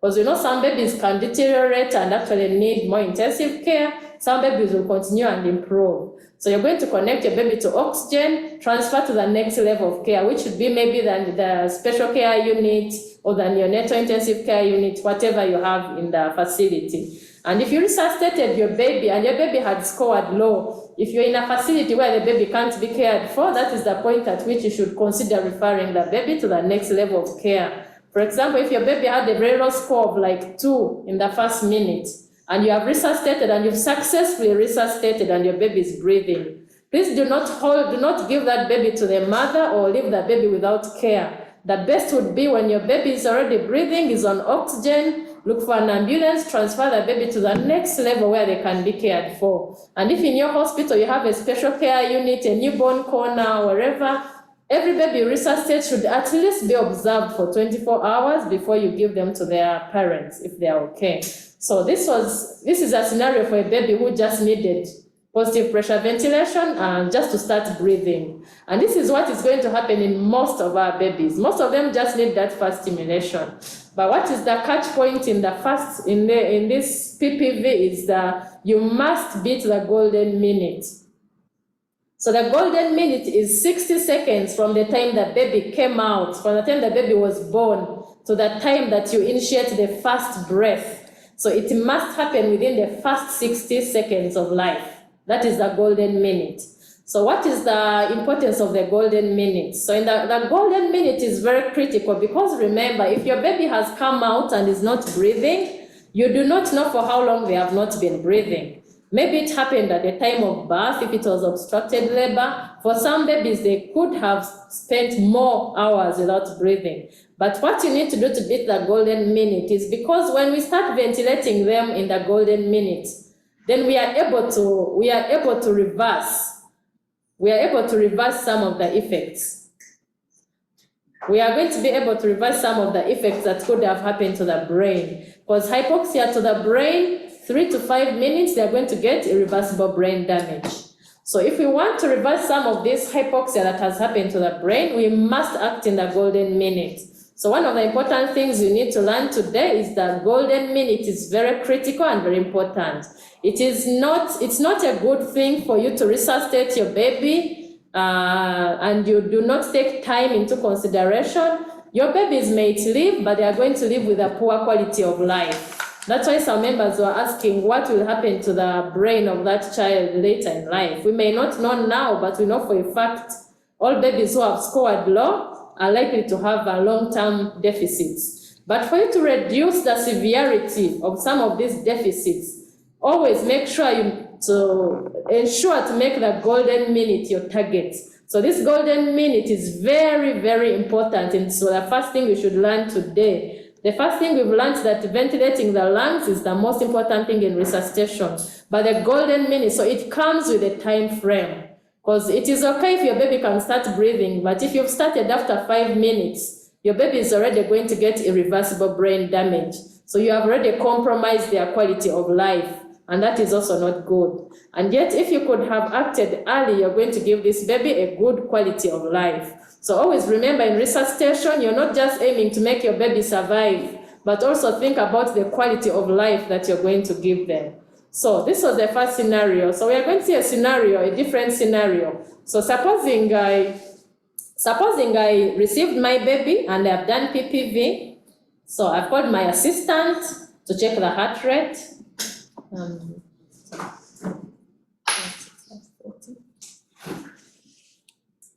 So what is the heart rate of the baby? 40 beats per minute. Okay, so my baby has a heart rate of 40 beats per minute. So I'm going to ask the assistant. So if this was the first 15 seconds and she has told me the heart rate is 15, what I'm going to do is to check to go through the Mr. SOPA, the ventilation corrective steps. Remember, I have been doing ventilation for the first 15 seconds and she has checked the heart rate and it is 40. Remember, my baby was not breathing, but now the heart rate is also low. What do I need to do? Number one is check if you're doing proper ventilation. And those are the ventilation corrective steps. That is Mr. SOPA. What is the M? The mask. Apply your mask properly. And then you need to, and what is the R? The R is reposition the baby and check the airway. So you're going to reposition the baby, check the airway, but also apply your mask appropriately. Maybe your air was escaping from the sides, or maybe you accidentally blocked the baby's airway by putting your hands. So make sure you reapply your mask, you reposition the baby in the airway. And then what is the P? The P is the positioning. And the O, so you need to open the baby's mouth. So sometimes you're ventilating, but the mouth is closed. But remember, you need to get in as much air as possible. So that, you open the mouth. And then the P, we are going to increase the pressure. So let's say if you have a gauge here and you're using a pressure of about 25, it's time for you to maybe increase to 30. If you're using 30, you can step up to 35, but that is if the baby is a full term. So with preterms, you need to be cautious with the pressures because you can easily cause a pneumothorax during ventilation. So you're going to check your pressures, and then the A is the alternative airway. That is if you've done all the rest, and your baby is still, so for every intervention you do, after repositioning, you do ventilation and check. After checking the airway, you back the baby and check. So for every corrective step, you need to check whether your chest is rising adequately. So if my chest is rising adequately, what will I do? Ventilate for another 15 seconds. So after 15 seconds, I want my assistant to check the heart rate. So let's say now I've gone 30 seconds from when I started. So what is our heart rate now? 40. So our heart rate is still 40. So we did the ventilation corrective steps. Our baby is achieving a good chest rise, but the heart rate is not rising. So in the next step, we are going to do chest compressions. Remember, chest compressions do not start before 30 seconds of proper ventilation. So in the first 15 seconds, even if your heart rate is low, you do not do compressions. But after the next 15, making it a total of 30 seconds from when you started, after checking your heart rate for the second time and at 30 seconds, it is still less than 60. So I want my assistant now to start compressions, and this is how we are going to do the compressions. So you have to give your assistant instructions. So I want you to do 3 compressions for every breath that I give. And we are going to do this cycle every 2 seconds. So we have to do the cycle every 2 seconds.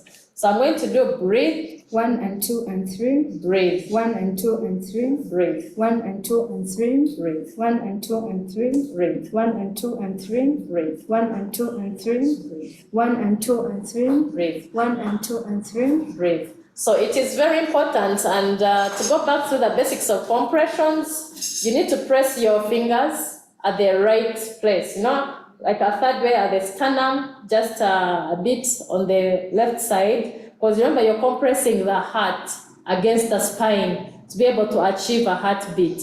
And you have to press the chest like a third. So very weak compressions may not achieve what you want. So you must at least compress a third of the chest down for you to be able to get a very good compression of the heart, so that you can be able to achieve a heartbeat. So you're going to continue the cycle like we were doing. So the cycle is repeated every 2 seconds. So why the 2 seconds? The reason you do it in 2 seconds is because you're going to do this for 60 seconds. And in 60 seconds, you must have achieved 30 breaths and at least 60 compressions. 90 compressions. You must have achieved at least 90 compressions and 30 breaths, because that is your target of raising the heartbeat. That's why we use that ratio of 1 to 3, because you want to increase the ratio of 1 to 3 for every breath and 3 compressions. For every 2 seconds, you want to achieve 30 breaths at the end of 1 minute and 90 chest compressions, because you're targeting at least having a heart rate of about 90. So you're going to do it you repeat the cycle every 2 seconds, but important to note, you do not check the heart rate again until you have done the cycle for 1 full minute. So remember, it needs 1 full minute for the heart to respond to your compressions. So when you begin compressions, you must go for 1 minute before you check your heart rate again. So you're going to go for 1 full minute and then you check the heart rate again. So let's say we've been doing the cycle for a full minute, so she's going to check the heart rate again. And then we still give feedback. Meanwhile, the person doing PPV must continue until the proper feedback is given. So what is our heart rate now?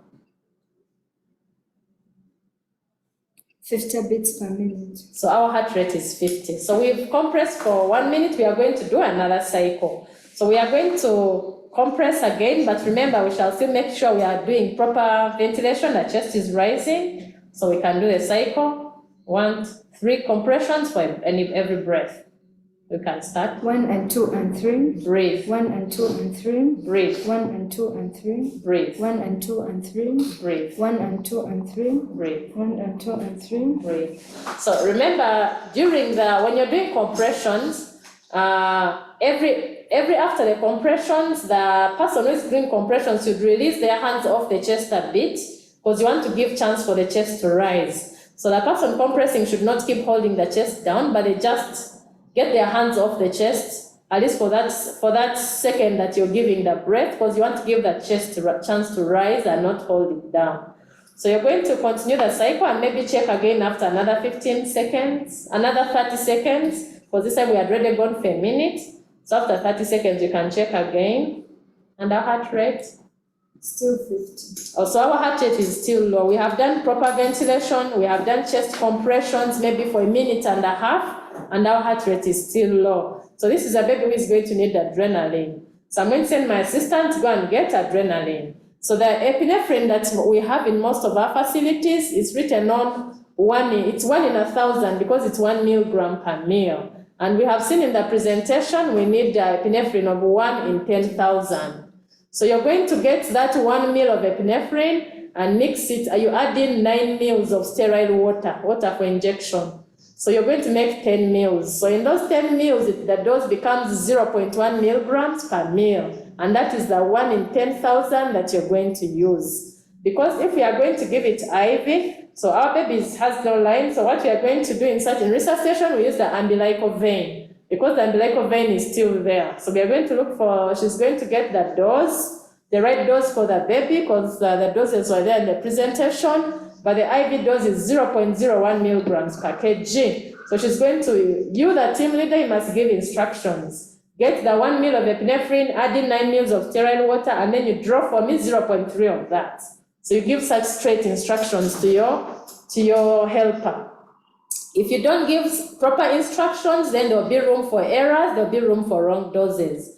So the team leader should be able to give proper instructions. So you mix the 1 ml, add in 9 mils, give me 0.3 of that, and then give it in the umbilical vein. So you can identify the vein and you give. Meanwhile, the PPV should continue. So after giving the adrenaline, we can reassess maybe after another, we can give it about 1 minute. We give epinephrine, we can give it about a minute, and then we check again. Because remember, after giving a dose of adrenaline, you're going to give chance for the heart to respond. You don't be quick to check again. So when you give epinephrine, give it another full minute. Remember, even after starting compressions, we give a full minute.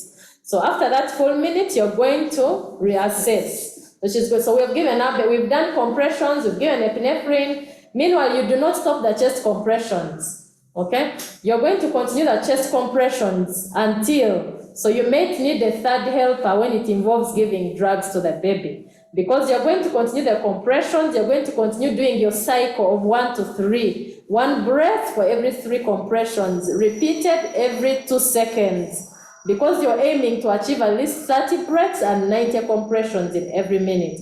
So you're going to continue doing the compressions and the PPV until your heart rate rises above 60. So our target is to have a heart rate above 60. So if we check and our heart rate is above 60, then I'll tell my helper stop the compressions. Maybe you can get for us a pulse oximeter, or you can maybe get an IV line for the baby meanwhile, because a baby who has been through chest compressions is not a baby, is a baby who is going to be critical and is actually going to need very close monitoring and observations. Because those are the babies who actually will get seizures, those are the babies who will get long-term effects, just like we saw in the case that was presented. They did their best, they resuscitated the baby, but the baby actually got seizures just shortly after admission to the newborn unit, meaning the baby seizured in the first hour of life. And babies having seizures in the first hour of life is one of the signs of severe injury, hypoxic injury to the brain. Hypoxic injury to the brain is not a good thing, because that is going to compromise our quality of life in the long term. So, if we achieve a good heart rate and the baby's heart rate is above 60, baby starts breathing, we still continue with advanced care. So a baby who required compressions would be ideally put your baby on CPAP until they have started breathing well and normally. So put the baby on oxygen, transfer to the next level of care. So I hope this helps us to go through the flow chart of resuscitation. So in the presentation, you saw something about intubation. So the current models of resuscitation, because we are heading to specialization, we are heading to having higher centers of care for these babies. So intubation is one thing we need to consider. So intubating the baby for resuscitation does not mean that you're going to put the baby on mechanical ventilation. So some babies may not respond to bag and mask, but when you intubate the baby and you use an endotracheal tube to resuscitate, they actually respond faster and they start breathing. And they can be extubated and put on CPAP after that. But that is a skill that needs to be done by someone who has learned to do it. It's a skill. It is not just for maybe an anesthesiologist or anesthetic officers, even medical officers, pediatricians, other doctors, even the resuscitation team members can learn. So when your team knows the skill, we know when we are not achieving with a bag and mask, that's where the alternative airway comes in. So the alternative airway is the endotracheal tube. So that is where you may have to consider, if you have someone who has the skill and your baby is not responding to bag and mask, think about the alternative airway, because you need to do the best you can do for the baby at that time. Remember, the longer you take to get this baby breathing, the longer you take in hypoxia, then you're increasing irreversible damage to the brain. So your target in resuscitation should be 1, get the baby breathing, get a good heart rate, but give the baby a good quality of life. Because you don't want your babies to always survive, but they are the ones who are in the neuroclinics, they have cerebral palsy, they cannot achieve any milestone in life. So every time you're called to resuscitate a baby, every time you anticipate resuscitation, please think about the quality of life for that baby. So alternative airway is something we also need to learn in the centers where we are able to do it. We should start practicing it, because it is one way where you can actually achieve proper ventilation for the baby. And the baby may definitely need a ventilator, but like I've said, some babies you can extubate back to CPAP. But if the baby has reached that level, you need to start thinking of where you're going to route this baby for care afterwards. So I think that makes it clear on where we give adrenaline and how we do the compressions. So in terms of doses of adrenaline, I think this is going to come up. So how many doses of adrenaline do we give? So usually you give the first dose and wait for 1 minute. If there's no response, you can do 2 other doses repeated at about 5 minutes intervals. So you can repeat the dose after 5 minutes and another 5 minutes. But usually I recommend at least 3 doses. Because giving more doses to the baby may cause more harm than good. So if your baby is requiring more than 3 doses, then you're going to start thinking of whether you're actually going to revive this baby or not. If after 3 doses the baby is still not breathing, the heart rate is still less than 60, and you've given 3 doses, you've done compressions, because those will already be about 10 minutes of compressions, then we start going into the next that we are going to discuss, which was actually raised, and when do we stop resuscitation? So let me just give you a few of the briefs of the resuscitation, then we shall talk about when to stop. So like we've said, preparation is important, and always have these flow charts should be available. So they are very simple flow charts which can be put on a manila paper, it can be written down and put in the labor wards and theaters so that everyone can learn. The midwives, the doctors, whoever is receiving the baby should know. Usually when you follow this flow chart well, then you're able to achieve good outcomes, and it always gives you a reminder of time to know that whatever you're doing should be done within time. And then mixing adrenaline, we've talked about it. And intubation, I've said it's on in particular centers. If we know we have someone able to do it, and maybe we are able to offer advanced care after intubating that baby, we should go ahead. We should not shy away from it. I already told you about when to give. Remember, when you begin chest compressions, you must route to 100% oxygen. If I was using this bag before and I was connected to the cylinder or to the wall oxygen, if my baby needs compressions, I must revert to a bag with a reservoir. Because then I know I'm going to get a bag with a reservoir, connect to 100% oxygen and use it. Because every baby who needs compressions needs 100% oxygen. Babies who do not need compressions, they do not need 100% oxygen. Like I've said, for preterms, we begin with just this. That means even without oxygen, you can resuscitate most of the babies. This is just an ambu bag and a mask without oxygen. But if your baby is not improving, is not achieving their target saturation, like for example, we know at about 5 minutes, the oxygen saturation should be about 80 to 85. So we don't actually expect 90% oxygen in the first 5 minutes. But by 10 minutes, it should be about 90 to 95. So we need to follow their target saturations as we resuscitate, because that will guide you on whether to increase the oxygen. So if I want to increase this from maybe to about 60%, then I'm going to connect to a source of oxygen. And then in the beta centers still, we now have oxygen blenders. So we have some resuscitators. It's like a radiant warmer, it has on CPAP, it has an oxygen blender, okay? Or you might have a separate oxygen blender. So we need to give blended oxygen if we have it, because remember, preterm babies especially are very delicate to damage. The lungs easily get damaged, and the eyes if we use 100% or higher amounts of oxygen than they need.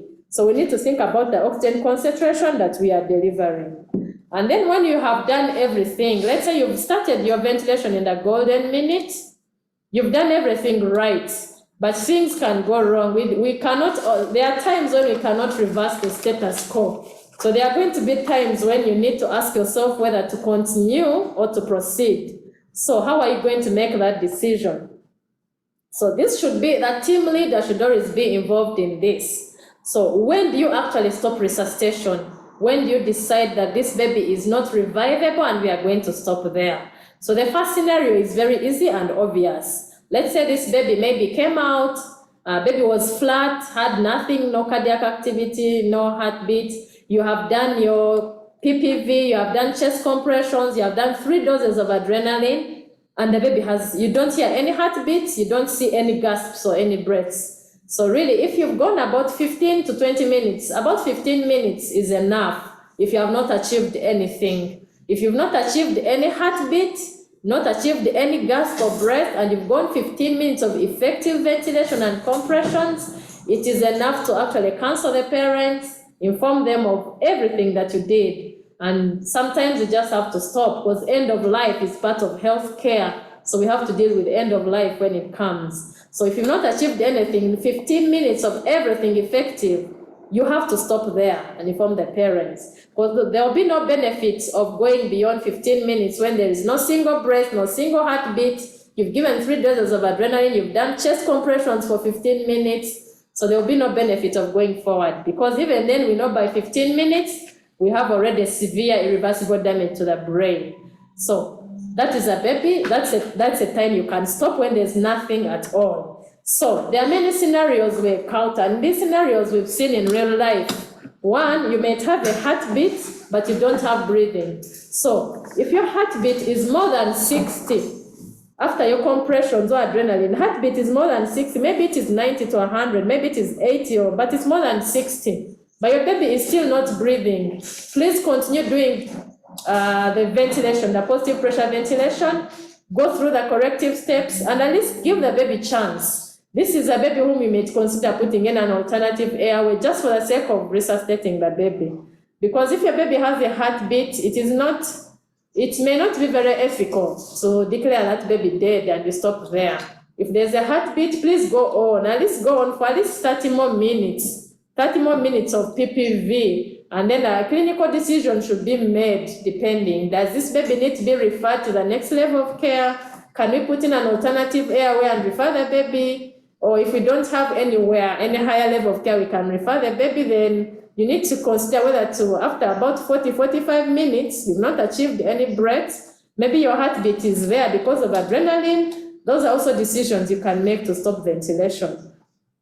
But the most important thing is that there is no one size fits all. There's no recommendation which will tell you stop at 5 minutes, stop at 10. Every baby should be assessed according to how they are. Because you're going to have a baby who has a heart rate less than 60 after all your interventions, and maybe has only gasps. So you may have to give maybe 30 more minutes and you assess how the baby will come out.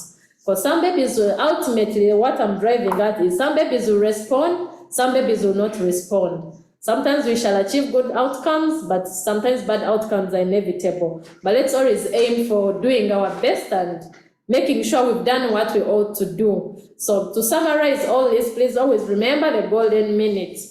Because the golden minute is something precious. None of us wants to really have these children with cerebral palsy because their quality of life is very poor. So let's strive to do proper resuscitation, and preparation is key. Anticipation is also key, but also having let's do continuous training of our teams wherever we are, from the lowest to the highest centers, so that we can know what to do. What can we do to respond quickly for these babies? I hope this was very helpful. We may not do everything in one sitting, because resuscitation is something you need to do over and over and over. It needs about a week of training for us to be able to get there. But I hope we have picked out important bits that we can go and improve care. Thank you so much. Thank you very much, Dr. Anita and Sister Sarah. It has been an interesting presentation. Time is against us. For the questions, I'm going to request the participants to just forward the questions to the link provided to you. We shall reply, we shall give you the answers.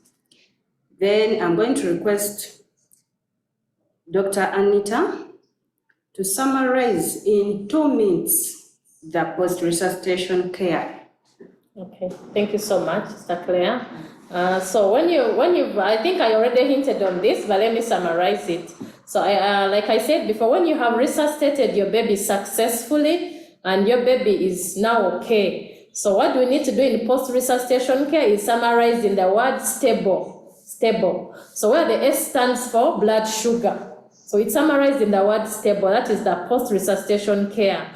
One, you're going to look at the baby's sugar. So they should have at least blood sugar levels of 4 to 6 millimoles per deciliter. So you need to have a glucometer. You need to give the baby some 10% dextrose to make sure they don't get hypoglycemia. So the first step is the sugar bit. And then the T is the temperature. T is temperature. You need to make sure your baby is in the normal temperature range. And the normal range for neonates is 36.5 to 37.4 degrees centigrade. So make sure your baby is swaddled, your baby is warm enough, and is always on a radiant warmer, is in the right temperature. So it should be about 36.5 to 37.4. But the exception is going to come in facilities which we do what we call therapeutic hypothermia or cooling. So cooling is done for some babies who have suffered hypoxia or who have been asphyxiated, and usually cooling is initiated in the first 6 hours of life. And in case you intend to do therapeutic hypothermia, then you're not going to warm the baby, because in hypothermia they are cooled to monitored temperatures which should be kept within a tight range. So when the therapeutic hypothermia is different altogether. And if you're going to intend to cool your baby, then do not warm the baby. Immediately you finish your resuscitation, you should initiate the cooling process. And then the A is airway. I said it's in the word stable because your baby should be stable. So the post-resuscitation is in the word stable. So the A is the airway. You need to make sure that your airway is clear. There are no secretions. If they are there, you suction the baby. And make sure that everything, the airway should be clear. You position and check in the baby's airway time and time again to make sure it is clear. And then the B is breathing. Breathing, you check that, first of all, your baby is breathing, yes, but what is the adequacy of their breathing? So to assess the adequacy of breathing, you're going to look, are they using accessory muscles?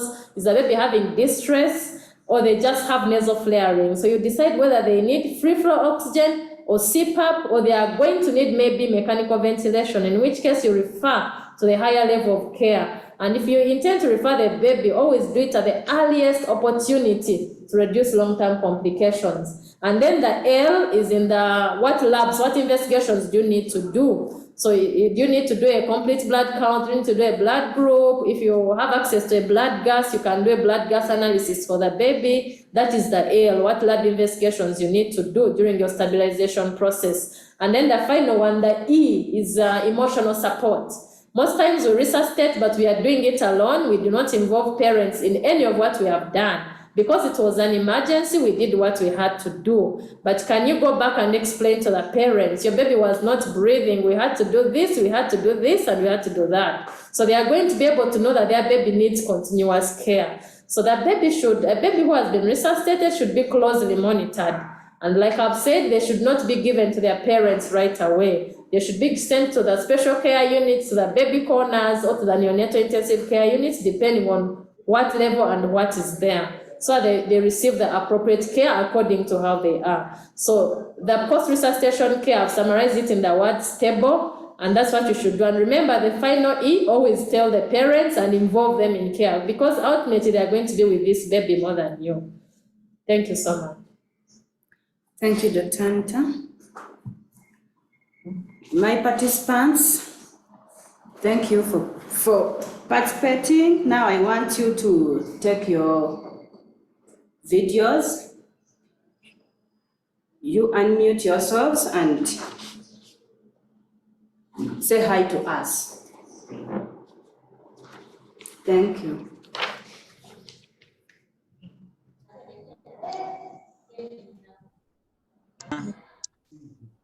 We are really grateful. It was a great insight. We've learned a lot. Thank you so much. To our dear presenters, we really appreciate.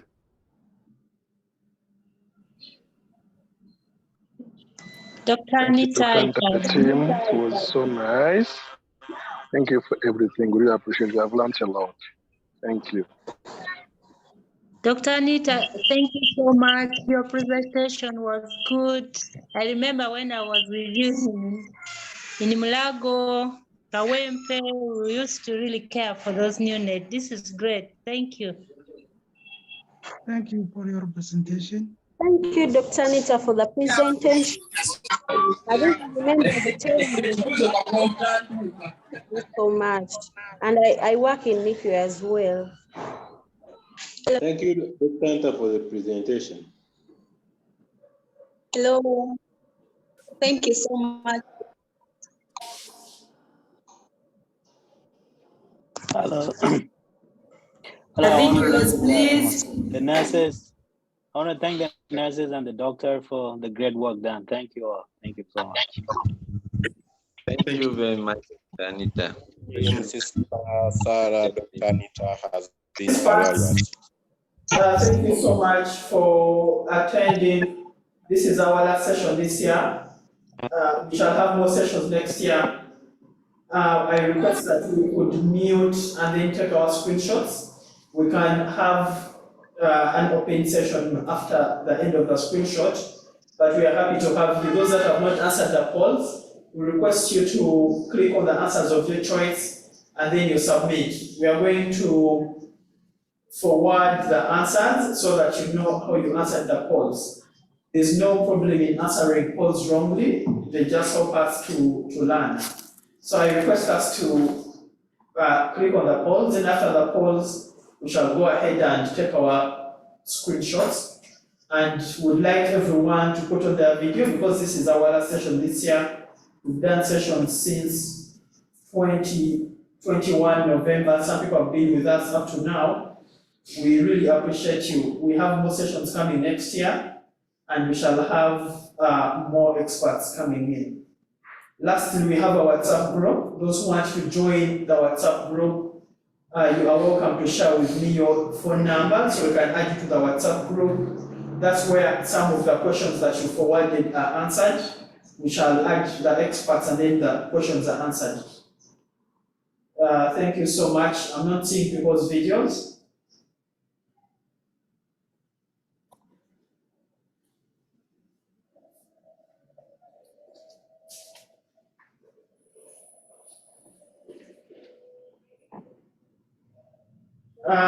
Put on your videos, you can keep your microphone mute.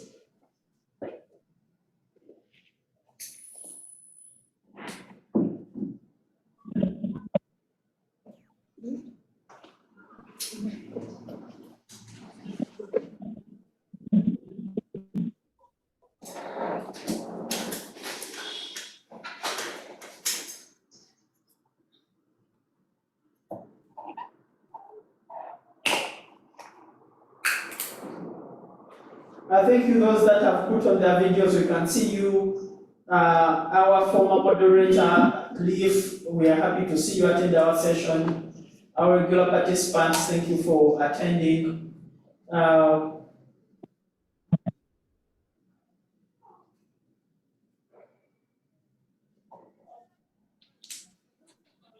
So at the end of the session, we shall all now unmute and sing Merry Christmas and a Happy New Year.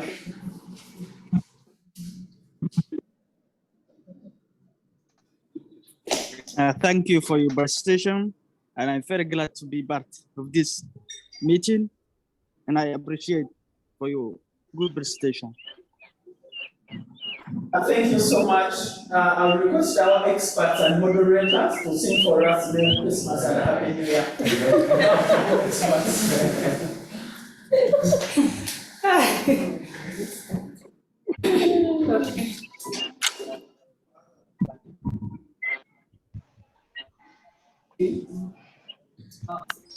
We wish you a Merry Christmas. We wish you a Merry Christmas. We wish you a Merry Christmas and a Happy New Year.